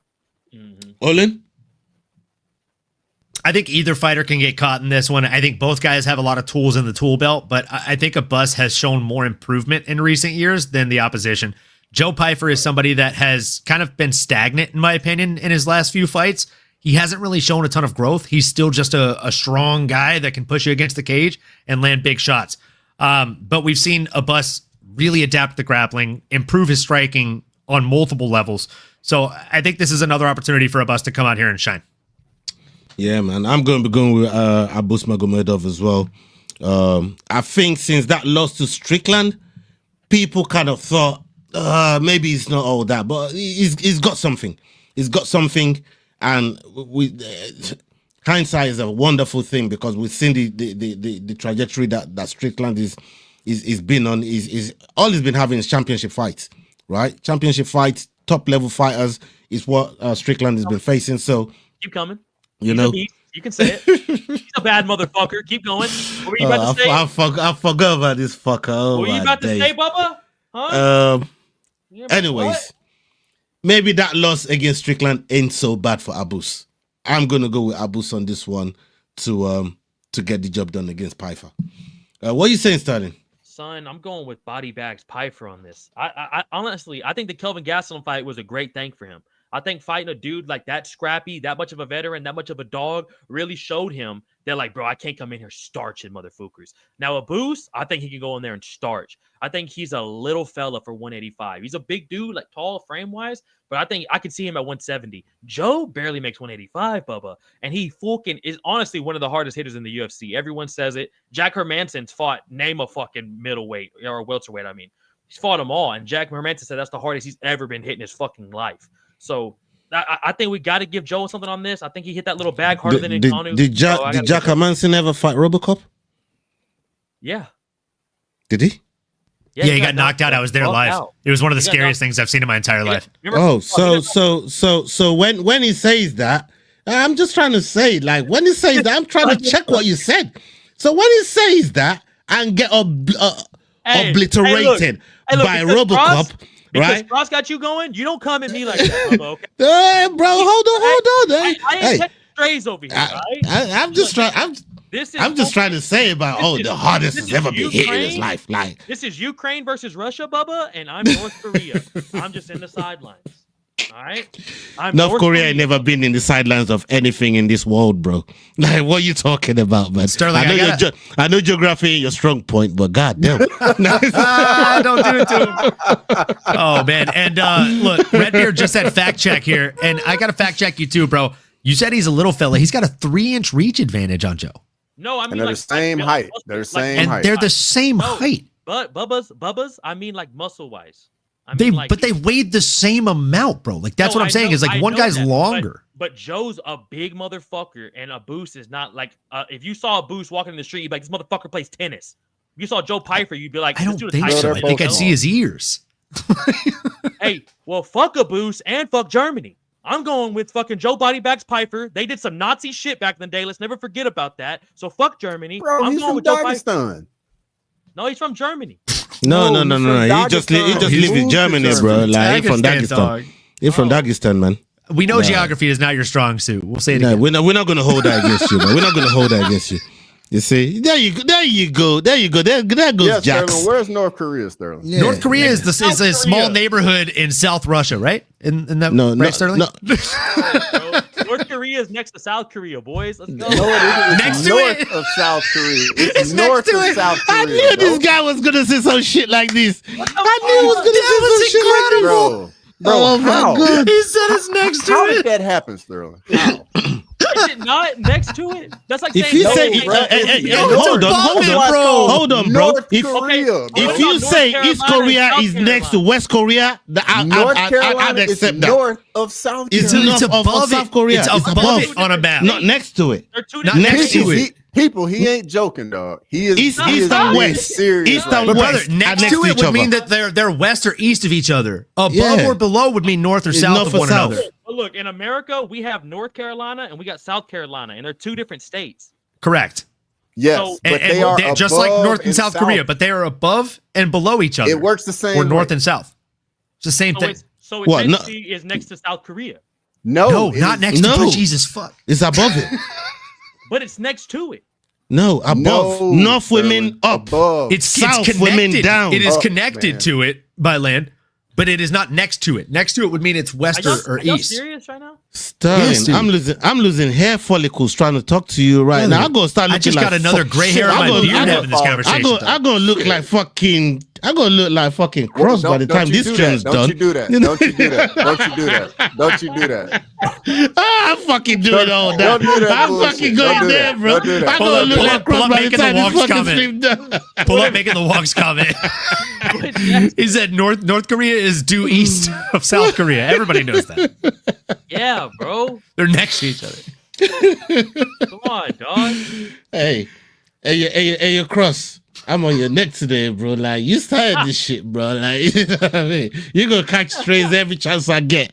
Every chance I get, you catching strays, brother. Trust me. Yeah, man. All right. Is everybody peaked? Everyone peaked? Fucking Sterling just came out and fucked up this fucking. Bro. They're next to each other, fucking madness, next to bro. each other. Come on, dog. Come on, bro. Come on, dog. You gotta do better, man. You gotta do better. Hold on, don't do that to me right now. Do not do that to me right now, dog. Like what Redbeard said, North and South Korea is the same worldwide. Come on. Yeah. Son. All right. Okay. All right. Okay. Do you know would the president be for North Korea? You know, would that be? Isn't it that fucking Hoon Kong Kim? That's him. Clear. Can somebody please clip that? That's him. That's him. That's him right there. Yeah, you got Nail it, on the Sterling. head. Yeah, you got it, Sterling. You got it, Sterling. All right, let's move on to the next fight before Sterling gets us all fucking blown up out of this fucking blood clot place here. Yeah, we go to Josh Emmett versus Joseph Zalal. Joseph Zalal coming in with a record of 17-5, 1-0 contest, and Josh Emmett coming in with a record of 19-5. This fight is happening in the featherweight division. We got Emmett fighting out of California, and we got Zalal. He's fighting out of Morocco. What are the live odds on this one, please, Olin? Yusuf Zalal is a minus 470 favorite, and Josh Emmett fighting all the way out of Mount Doom, Mordor, is a plus 360 dog. All right. Olin, you're next. Oh, man. I love this fight for so many reasons. I think it's going to be an absolute banger start to finish. I think you're going to have Josh Emmett, who has absolute nuclear power in both hands, just hunting for the overhand, hunting for the one-shot knockout, and hitting air for the most part, because he's going to be going against a guy that has much better footwork than him, somebody that knows how to really move and distance himself from his opponents.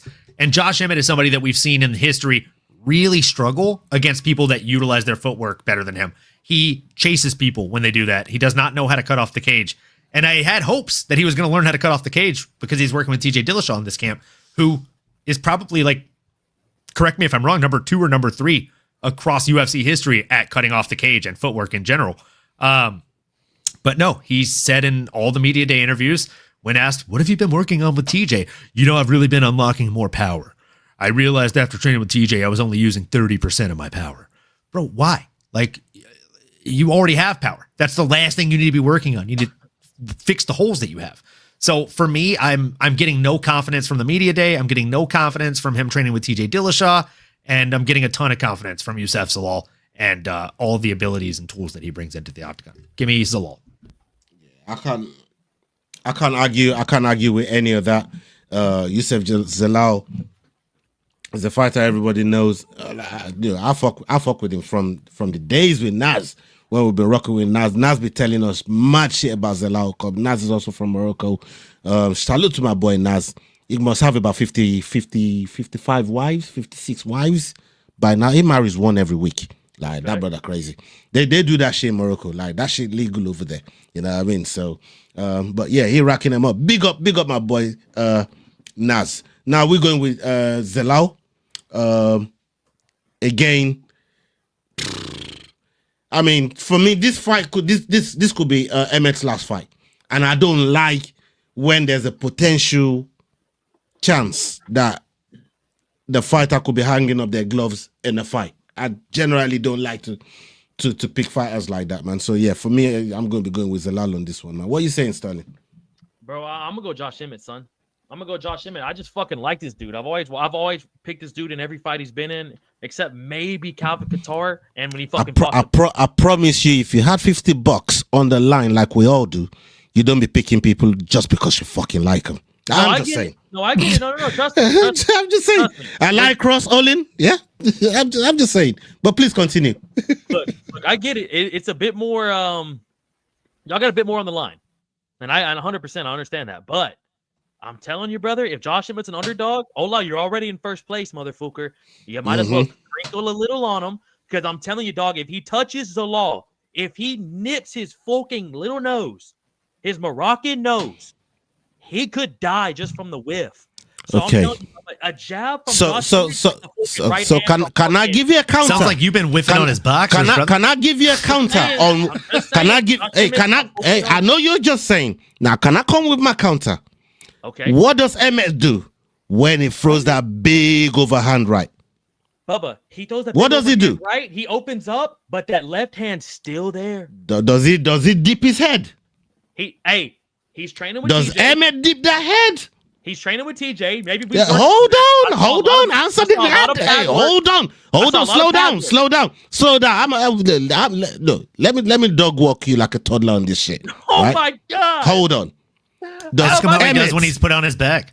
Am I catching straight right now? Does Emmett dip his head when he goes to throw them big ass overhands? Hey, you know what? Yes, he do. Is the answer I'm waiting for. Hey, you know what? Fuck Youssef Zalal. I think he goes up there and starts this motherfucker. How about that? I don't give a fuck what he does when he puts Zalal is got that. Zalal's got that fucking knee right up in the middle for when you dip your head. Zalal got that fucking sweet. Hey, he's got that knee waiting, bro. Yeah, he's never fought nobody as strong and powerful and a fucking experience as Josh Emmett, son. What? The same Josh Emmett that could be hanging up the glove. No, I'm talking about Zalal. Zal's intro to the UFC was against Ilia Topuria. He didn't get finished. He didn't get finished. That's first fight in the UFC. The nerves got him. It went to a decision, and it was a close fight. Oh my god! And Zalal didn't have footwork at that time. It was his fucking debut. Oh, come on, dog. Come on, wait, you're using the bright lights thing for Ilia? We're saying it was Youssef's debut, wasn't it?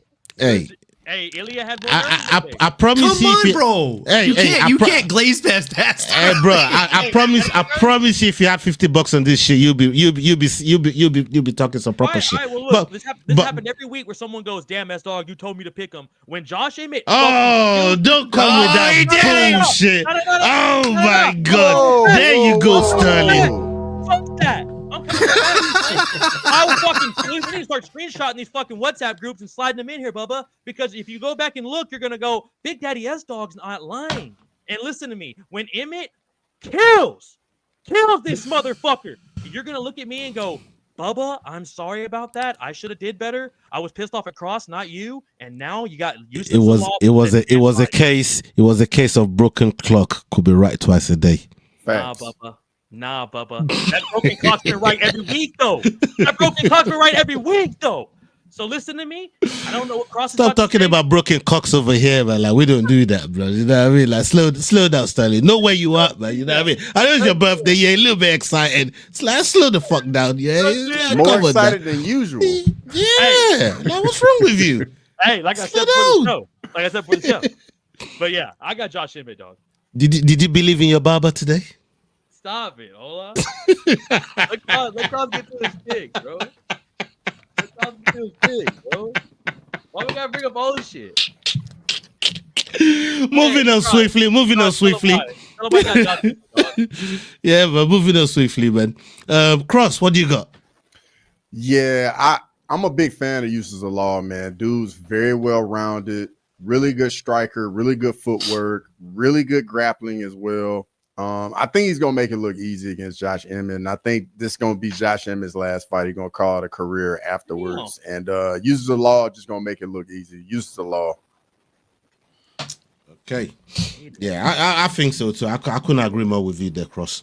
Let's go on to the next one on the docket. We got Yuri Prohaska versus Khalil Roundtree Jr. This fight is happening in the 205 division, and we got Roundtree coming in with a record of 14-6, and we got Yuri Prohaska coming in with a record of 31-5, 1-0 contest. Yuri fighting out of the Czech Republic, and we got Roundtree fighting out of the USA. What are the live odds on this one, please, Olin? Currently, Yuri Prohaska is a minus 205 favorite, while Khalil Roundtree Jr. is sitting as a plus 170 dog. Plus 170 dog. I mean, that's not bad. That's not a bad dog to go for, man. But yeah, we'll come to you, Sterling. Bro, I'm not gonna lie to y'all. I wouldn't put no money on this fight. This fight's just sit back and enjoy, son. This is gonna be the fight of the night, dog. This is gonna be fucking from the walkouts to the actual fight. This is gonna be fucking crazy. If I had to pick, bro, I'm gonna go with Khalil. I'm gonna go with Khalil if I have to pick, dog. I fucking like Yuri so much, bro. He has one of the craziest styles of all time, and that dude looks. Have y'all been watching Embedded, bro? Yuri looks fucking jacked. Yeah, so man, he does. He looks in shape, son. In that last fight, I think he really wants to prove. I think he really, really wants this title, bro. Especially with him fighting on the same card as Magomed and Alex. So, but I think Khalil's gonna do something, bro. I just got too much faith in my dog. I'm gonna go with Khalil. Okay, Cross.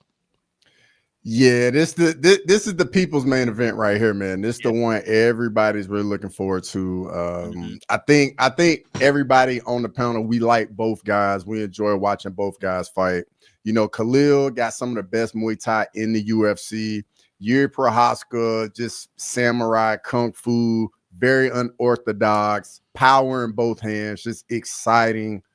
So both these guys got the mutual opponent with Alex Pereira. Khalil did a little bit better against them, but Yuri's style is just so wild, so crazy. I think that technical matchup is better for Khalil, and I think the unorthodoxness and just the volume of Yuri is going to get to Khalil, and I think Yuri Prohaska gets it done.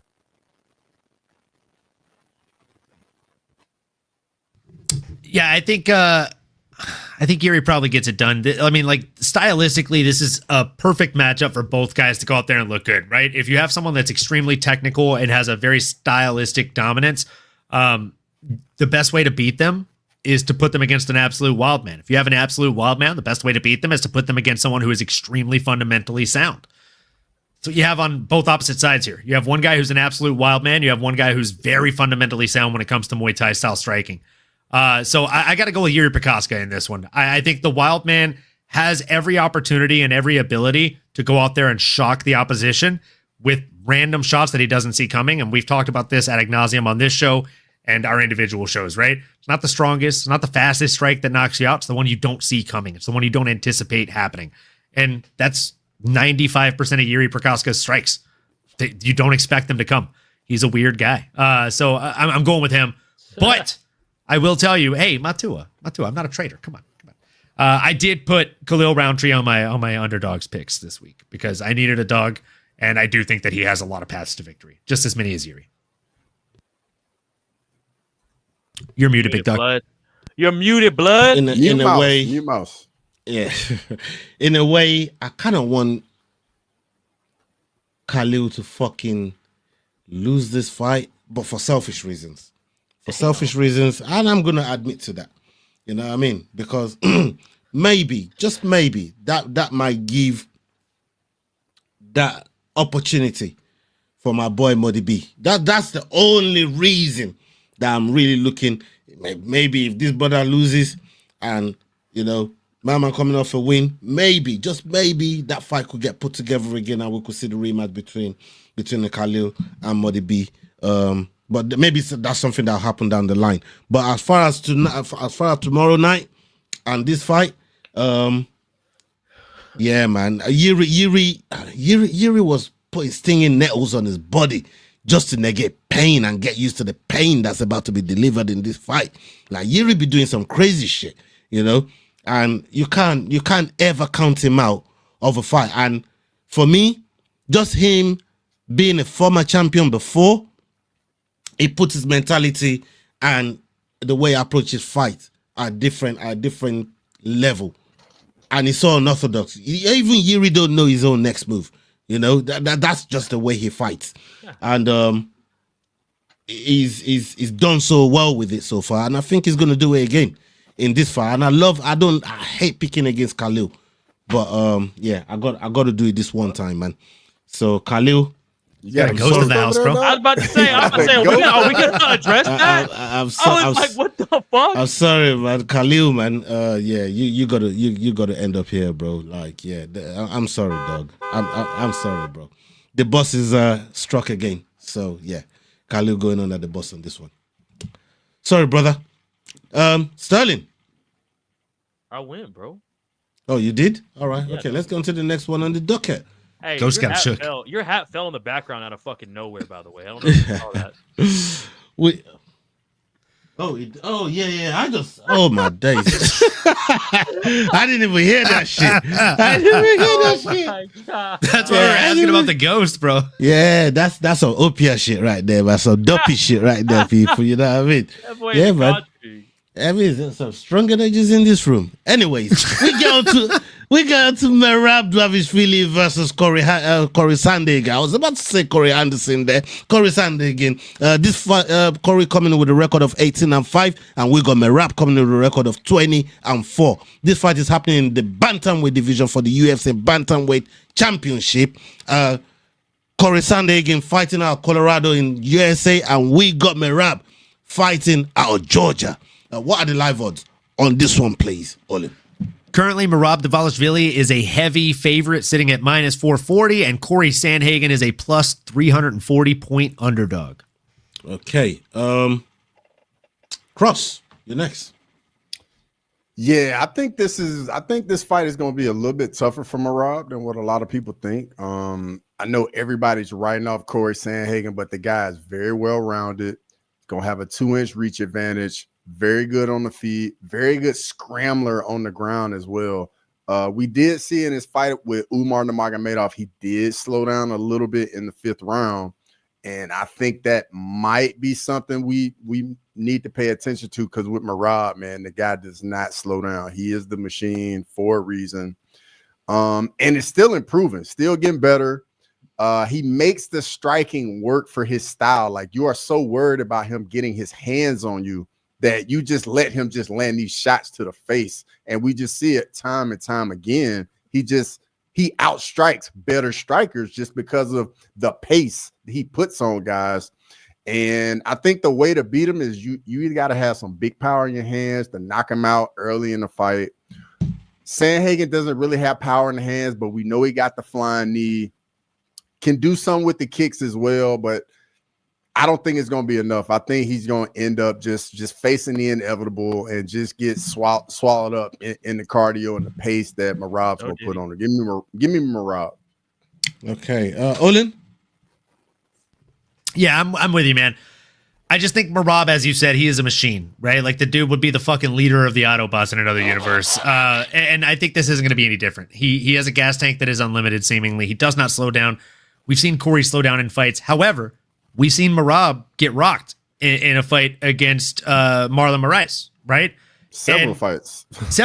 That one fight against Marlon Moraes is the first one that comes to mind, though, because that one possibly could have been stopped. And that would have changed the entire MMA timeline. But do I think that Corey's going to be able to find that? I just don't. I just think that Merab is too good, too strong, and too smart these days. But I'd be lying to you boys if I told you I didn't sprinkle a little bit on a finish by Corey Sandhagen. I actually put in a unit on Corey Sandhagen to get a finish and 5 units on Merab to get a finish. Because that's again, not bad, bro. Because he's not going to win by decision.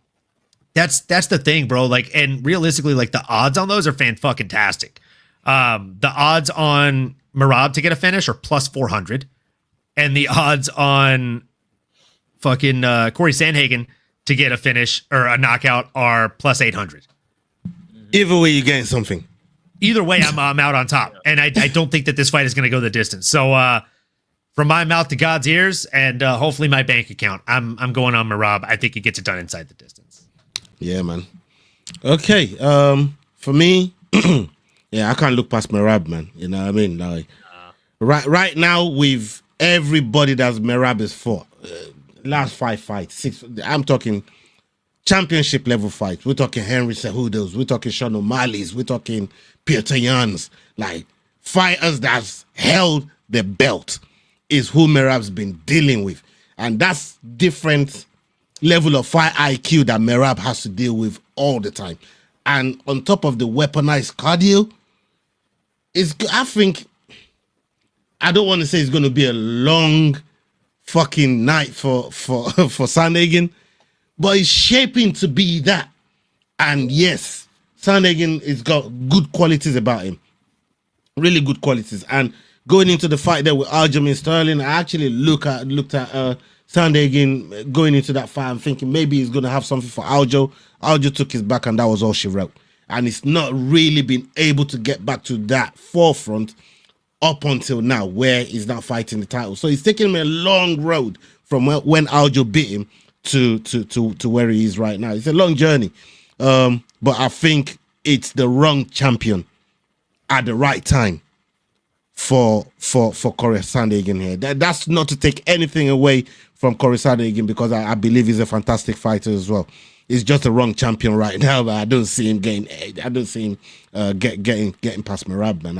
I'm sorry, I don't see it. Sterling, what do you got? I'm going Merab, boys. I think y'all summed it up perfect, dog. I want to see Corey win the fight. It's gonna be fun if he does. It'll be about like a crazy knee, which is why that bet from Olin's not a bad bet, son. Because if it is gonna happen, that motherfucker, like he told Merab at the fucking press conference yesterday, I'm gonna put my knee through your fucking face. Like, if that's gonna be the way to do it, bro. If he gets it done or some flying shit, but Merab's just a motherfucker. It'd be crazy to pick against him until I see like some type. Bro, I've never, since the Marlon Moraes fight, I've never seen him where I'm like, he might have lost that round, much less the fucking fight. So, dude's a fucking machine for real. I gotta go with Merab, bro. But I hope Corey fuck around and gets it done. And then just to add on to it, man, that camp got so much info on Corey Sandhagen just because Aljamain fought him too. Yeah. There you go. Yeah. There you go. Okay, let's get onto the main event of the evening. Not the main card, the main event. Fucking. There you go, sir. There you go, Cross. There you go, Cross. That was for you. We got Magomed Ankalaev versus Alex Pereira. This fight is happening in the light heavyweight division for the championship. And hold on, this is the crazy shit here with Leroy, man. Why is fucking Pereira got the fucking belt? Why's Pereira got the belt on him, bro? What this the is the kind of shit. This is the kind of shit that I have to deal with, and I have to fucking answer for Leroy's crimes. You know what I'm trying to say? This is all down to Leroy, people, and I'm snitching, I'm bashing a rat on that motherfucker right now, man. You know what I'm trying to say?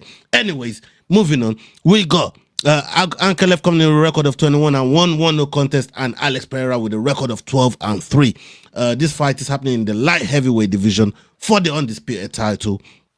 Ankalaev fighting out of Dagestan and Russia, and we got Alex Pereira fighting out of Brazil. What are the live odds on this one, please, Olin? Magomed Ankalaev, the reigning champion, defending champion, is a -265 favorite, while Alex Pereira, the challenger, is stepping in as a +215 dog. Thank you for clearing up the challenger and the champion on this one. Clearly, Leroy don't know what the fuck he's putting together here, man. Especially on the fucking main event card, man. This is crazy. Let's get that shit. Let's get that shit out of here, man. Cross. I've been waiting on this. No. I don't give a fuck. I went first on the last fight. Don't do that. Don't do that. Hey, your same guidelines. I'll tell you why. Same energy. I'll tell you why. I don't mind passing it to you first, Cross. I'm in. Yeah, there you go. Color me intrigued. We need to see. Hey, listen, this is the actual fight that we brought you here for, bro. You know what I mean? Yeah, this is the actual fight we brought you here for. No, this is your guys. I don't mind. Yeah, I don't mind. Let only have his stage, man. No, he don't mind. He don't mind. No. I'll wait. Please, I insist. It's been so long since we've seen you. I mean, I would just be mean to not give you the main event here. Let's go. No, it's okay. Take the main event, bro. I don't mind. You guys go ahead. You guys. Unbelievable. It's OLIN, Masters. I've been thinking, what the fuck is Olan? Hold on. What the fuck, bro? You told him that's my variation, like so long ago in the chat. Anyways, let's go with you, Olan. Let's hear what you got to say on this one here. Oh man. As Khabib once said, I know you don't like this, but he's gonna smash you, boy. It's the truth, bro. He already did it once. He's gonna do it again. A lot of people. Sterling, looking at you, you're a lot of people. It's you. Talk about how this guy came out and out-grappled the opposition. Brother, he landed 0 takedowns. He got 5, just a barely above 5 minutes of control time in a 25-minute fight. And he outstruck the champion. And 0 of those strikes were grounded strikes. He outstruck him on the feet, at range, at distance. He'll go out there and do it again. And still, Magomed Ankalaev, how do you say it? Alhamdulillah.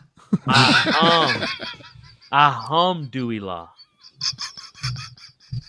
That's pretty good. Bro, where's that been this whole time? Where's that been this whole time? I just zoned the fuck in just now. I didn't think about anything else but how to pronounce that speaking word. Tongues again. Yeah, bro, the Holy Spirit got me. Shout out JC. Bro. What do you mean, bro? Shout out JC. Different religion. But I said shout out JC at the end. JC's Jesus Christ. No, JC's Isa to us, bro. What is JC to you? Isa. That's a stupid name, bro. Don't Don't do that, bro. Hell, don't do that, bro. That's not okay. Don't do that, bro. No. Come on, don't do that. Don't do that. No. I'm serious, bro. I'm serious. Don't do that. Hold on. Listen. I'm mad serious. Listen, you gotta be honest. You can't say that. If you met somebody named Jesus or Osha, you would be like, Jesus. It was Isa, bro. I said Isa. Oh, this is Osha. I was like, bro, Osha's a regulation. And even if their deity was named Osha, like you don't like diss that name, brother.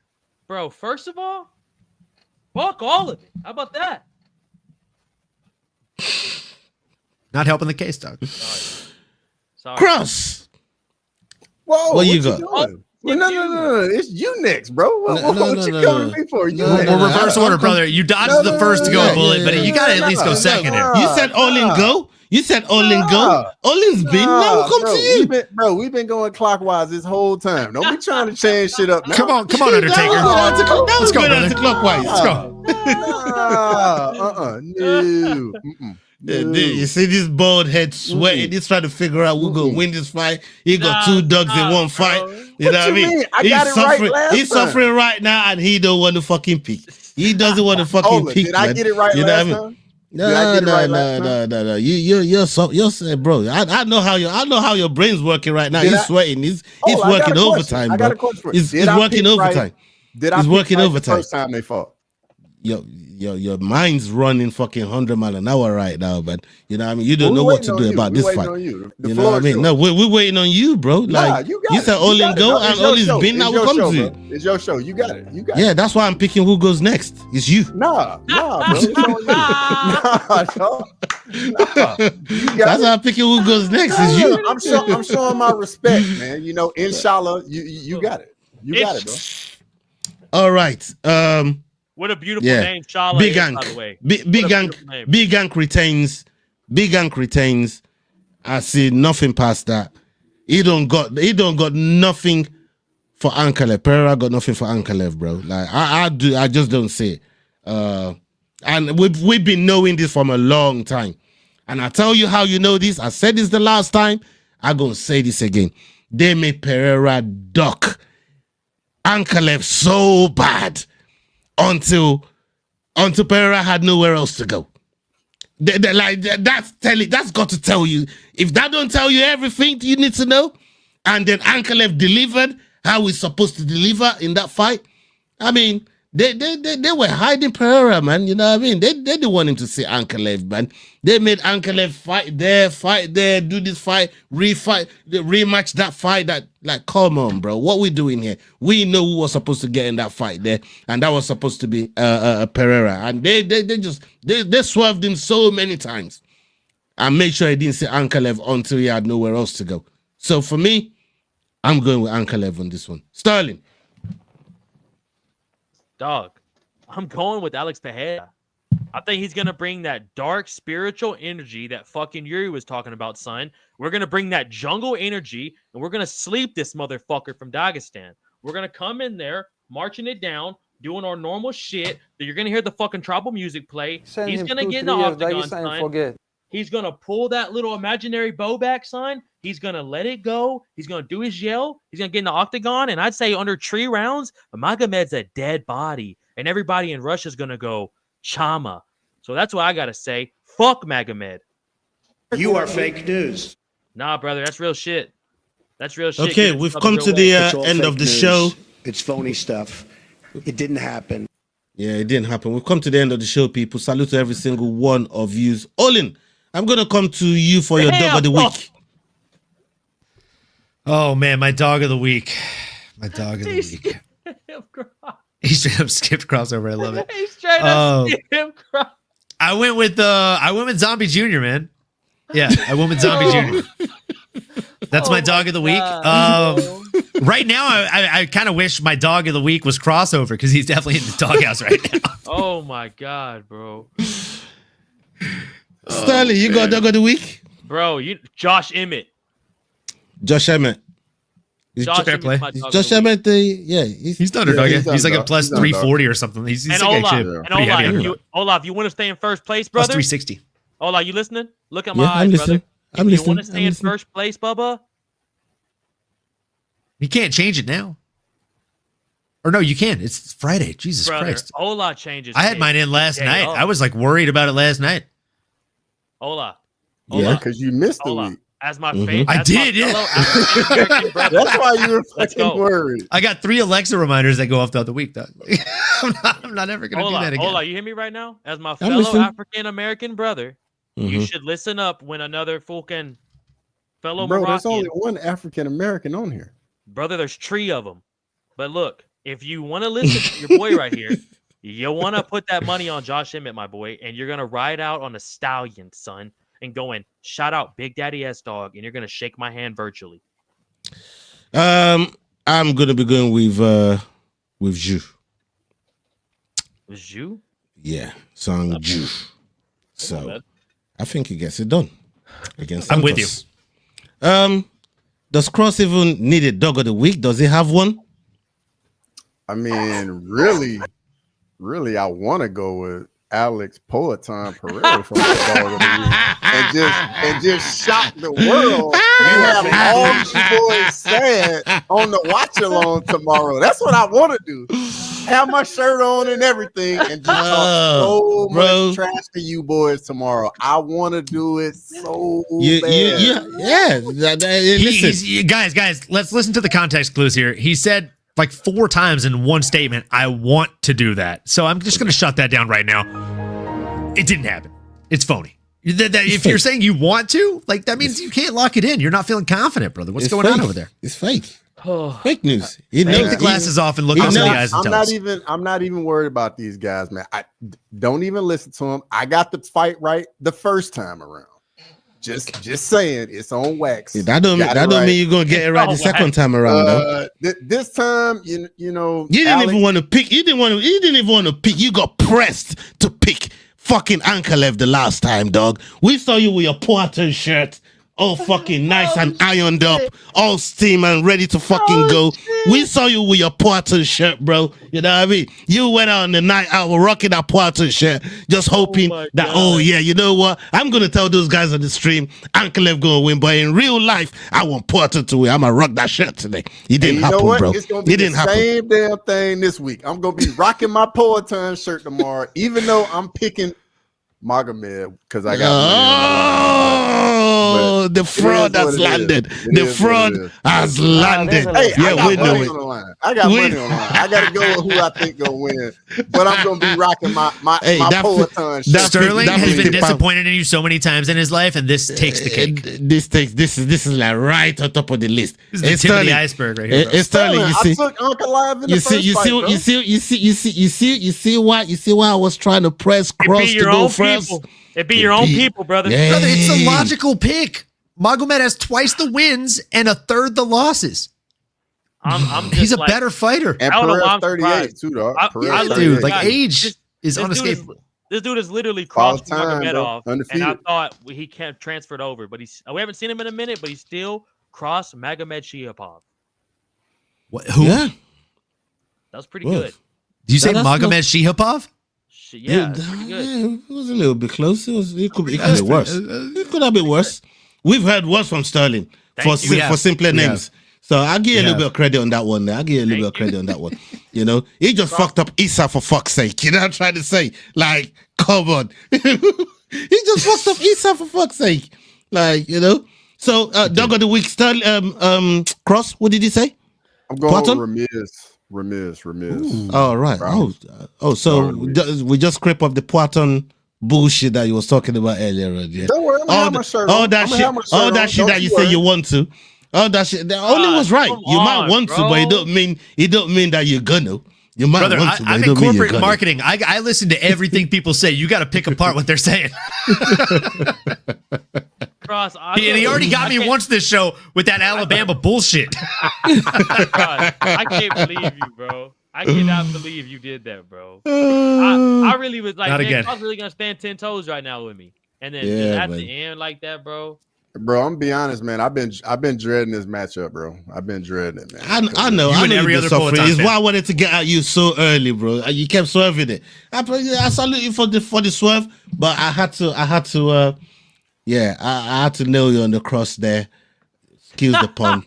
Excuse the pun. I had to nail you on the cross on that last bit there, bro. No disrespect, Cross. Like, I wore my Peloton shirt yesterday for the breakdown video, but I wore it so I won't be wearing it on fight day because I know what's gonna happen on fight day.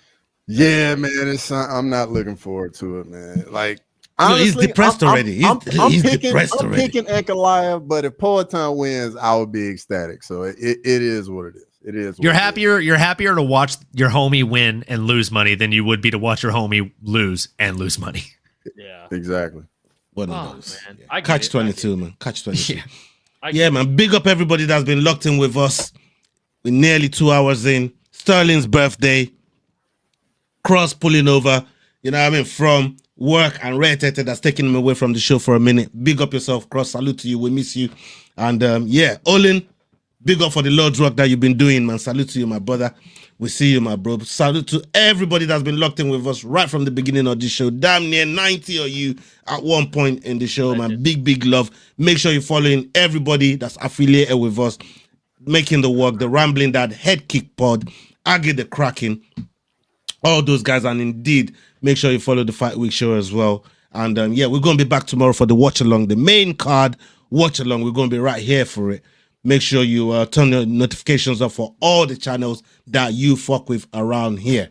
And up until the next video, people. Hasta la vista. We're out. Salute. Hey guys, this is John Anik from the UFC. You're watching the Fight Week show. Please subscribe. Not now, but right now. Subscribe to the Fight Week show. We'll see you guys on the road soon.